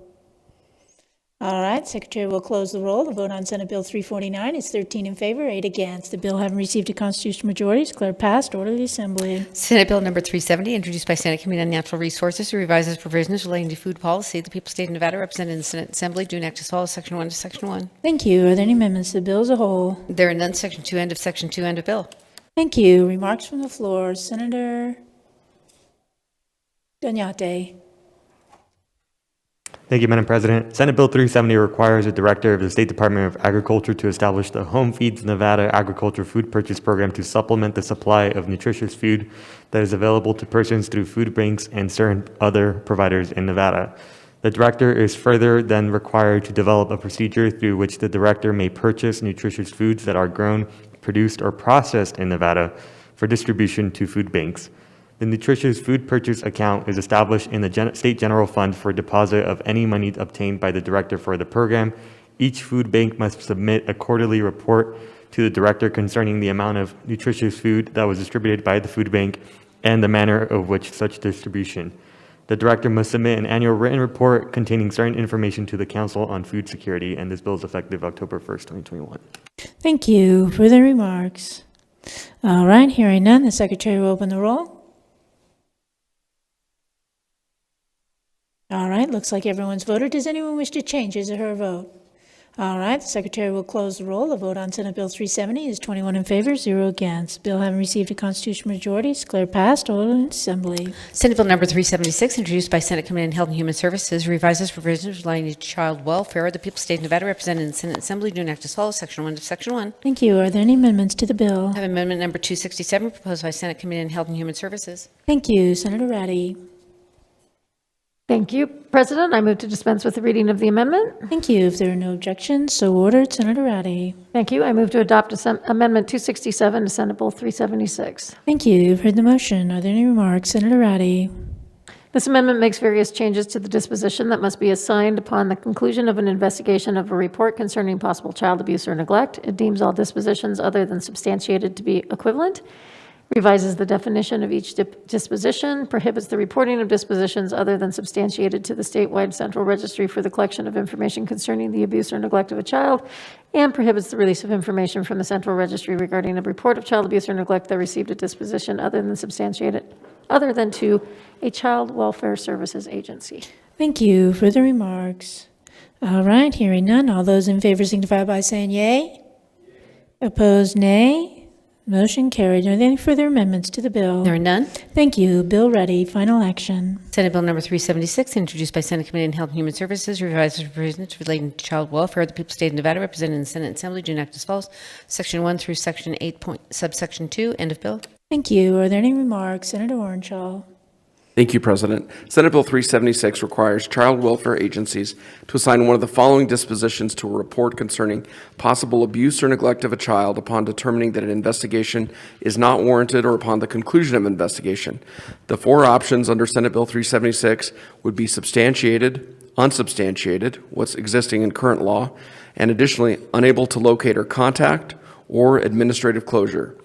Senate Bill 376 prohibits the reporting of dispositions other than substantiated to the statewide central registry for the collection of information concerning the abuse or neglect of a child, and prohibits the release of information from the central registry regarding reports of child abuse or neglect that received a disposition other than substantiated, except to a child welfare agency. President, this was something that was requested during the Interim Committee on Child Welfare and Juvenile Justice by some of the child welfare agencies, and I believe that the additional tools will help caseworkers do their job and protect children. Thank you. Further remarks?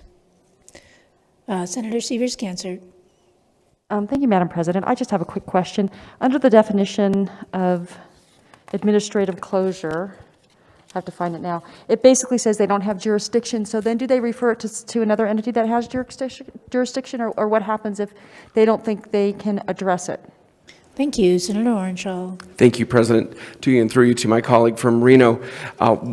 One example of what might lead to administrative closure where perhaps one child welfare agency would not have authority or jurisdiction would be that if a child is perhaps covered under the Federal Indian Child Welfare Act, ICWA, that perhaps a referral would need to be made to the child welfare agency that does have authority there. That's one example. There are probably others that were given in committee, but right now that's the one that comes to mind.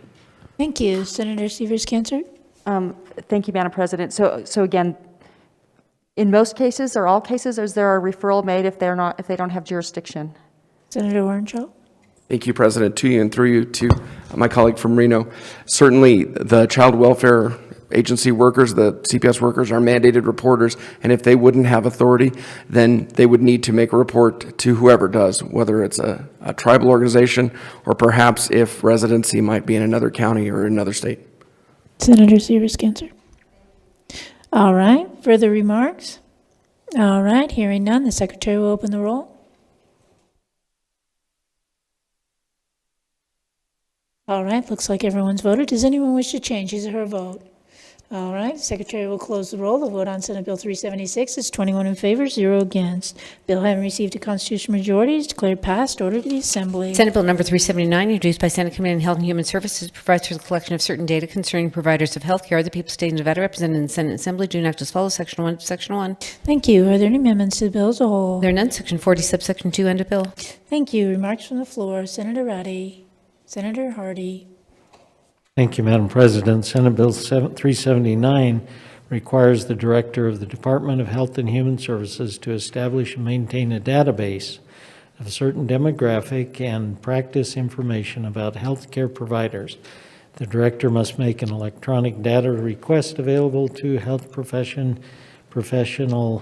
licensing boards to request certain data from applicants for the renewal of a license or certification. In addition, the Director must establish the Healthcare Workforce Working Group to analyze information in the database and make recommendations concerning how to attract healthcare providers to Nevada.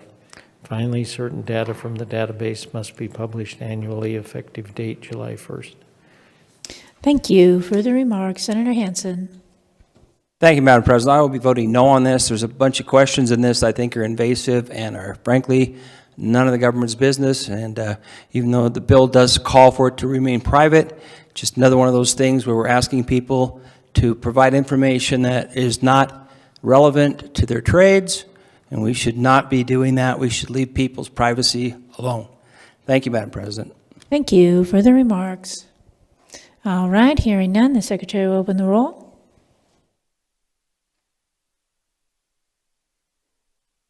All right, looks like everyone's voted. Does anyone wish to change his or her vote?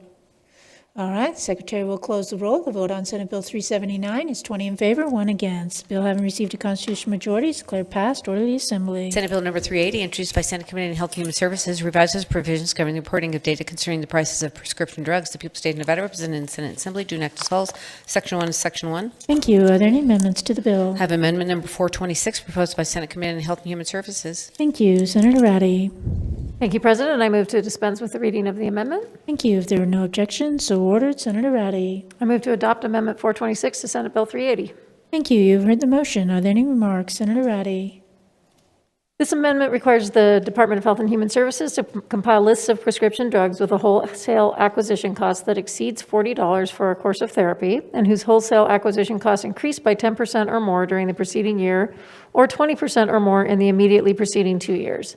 It removes the information prescription drug wholesalers must report, deletes the requirement that certain manufacturers, wholesalers, pharmacy benefit managers, and third parties register annually with the department, as well as related provisions. It deletes the increase in administrative penalties for failure to report required information and revises the manner in which the department is authorized to use the money through collected penalties.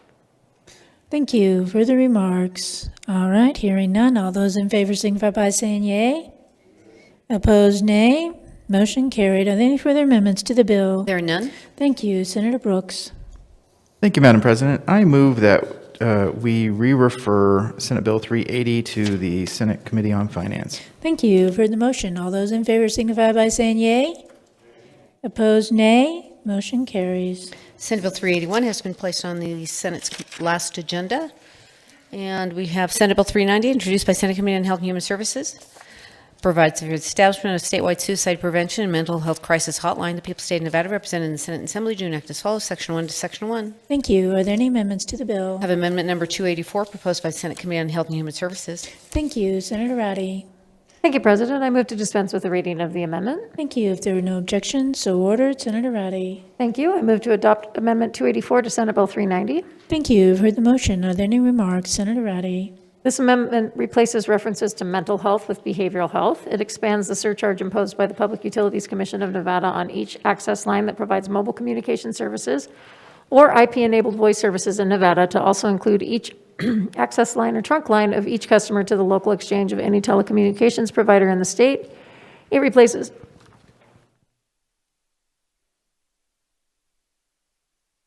Bless you.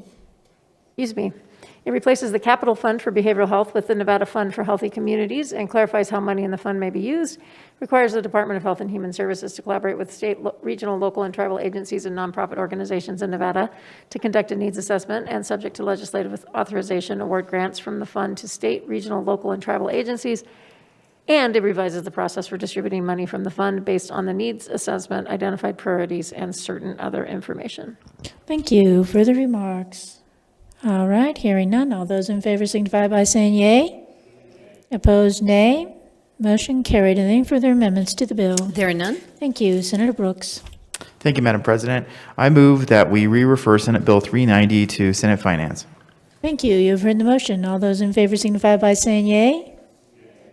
Opposed, nay. Motion carries. Senate Bill number 395, introduced by Senator Gokhale, revises provisions governing the funding of capital projects by school districts in certain counties. The people of the state of Nevada, represented in the Senate and Assembly, do enact as follows. Section 1 to Section 1. Thank you. There are none. Section 6, this act becomes effective upon passage and approval. Thank you. I don't even know where I am. Who is talking on this one? 13A. Oh, 13A. Are there any amendments to the bill? No. Remarks from the floor? Senator Gokhale. Thank you, Madam President. It's kind of a tough bill for me to bring too, so thank you.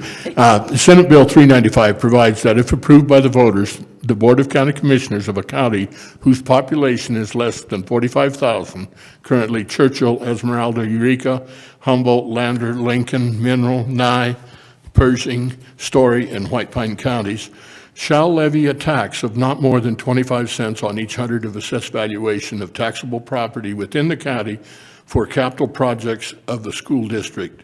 The bill provides that the rate established pursuant to the bill must not be included in the total ad valorem tax levy for the purposes of the application of the limitations in NRS 361-453, which provides that the total ad valorem tax levy for all public purposes must not exceed the 364 cap on each hundred of assessed evaluation.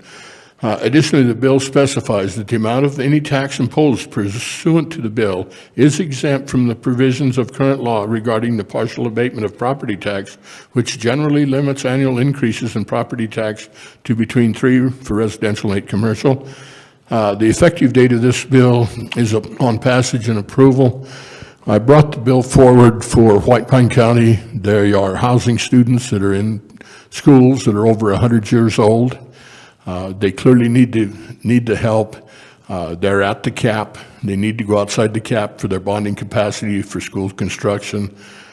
It's a tough bill, but again, it is only enabling with voter approval. And again, the Board of County Commissioners would have to place it on the ballot. And for those students in White Pine County, I ask for your support. Thank you. Thank you. Further remarks? All right, hearing none, the secretary will open the roll.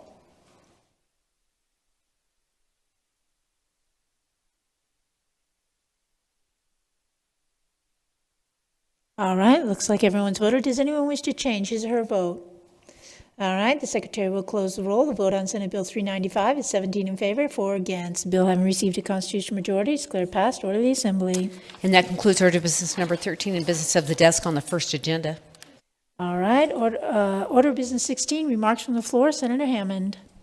Thank you, President. I just wanted to remind everybody that today is 4/20. Not only is it deadline day, but I thought I should also remind my colleague from District 20 that if he needed to declare that because of the nature of the employment of a certain person in his family, that he needs to abstain from recognizing the actual existence of this day, he might want to do that before the end of the day. Senator Orangel.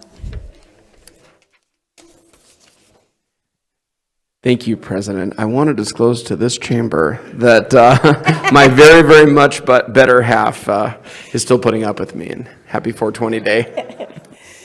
All right, any further remarks? All right, Senator Canizaro.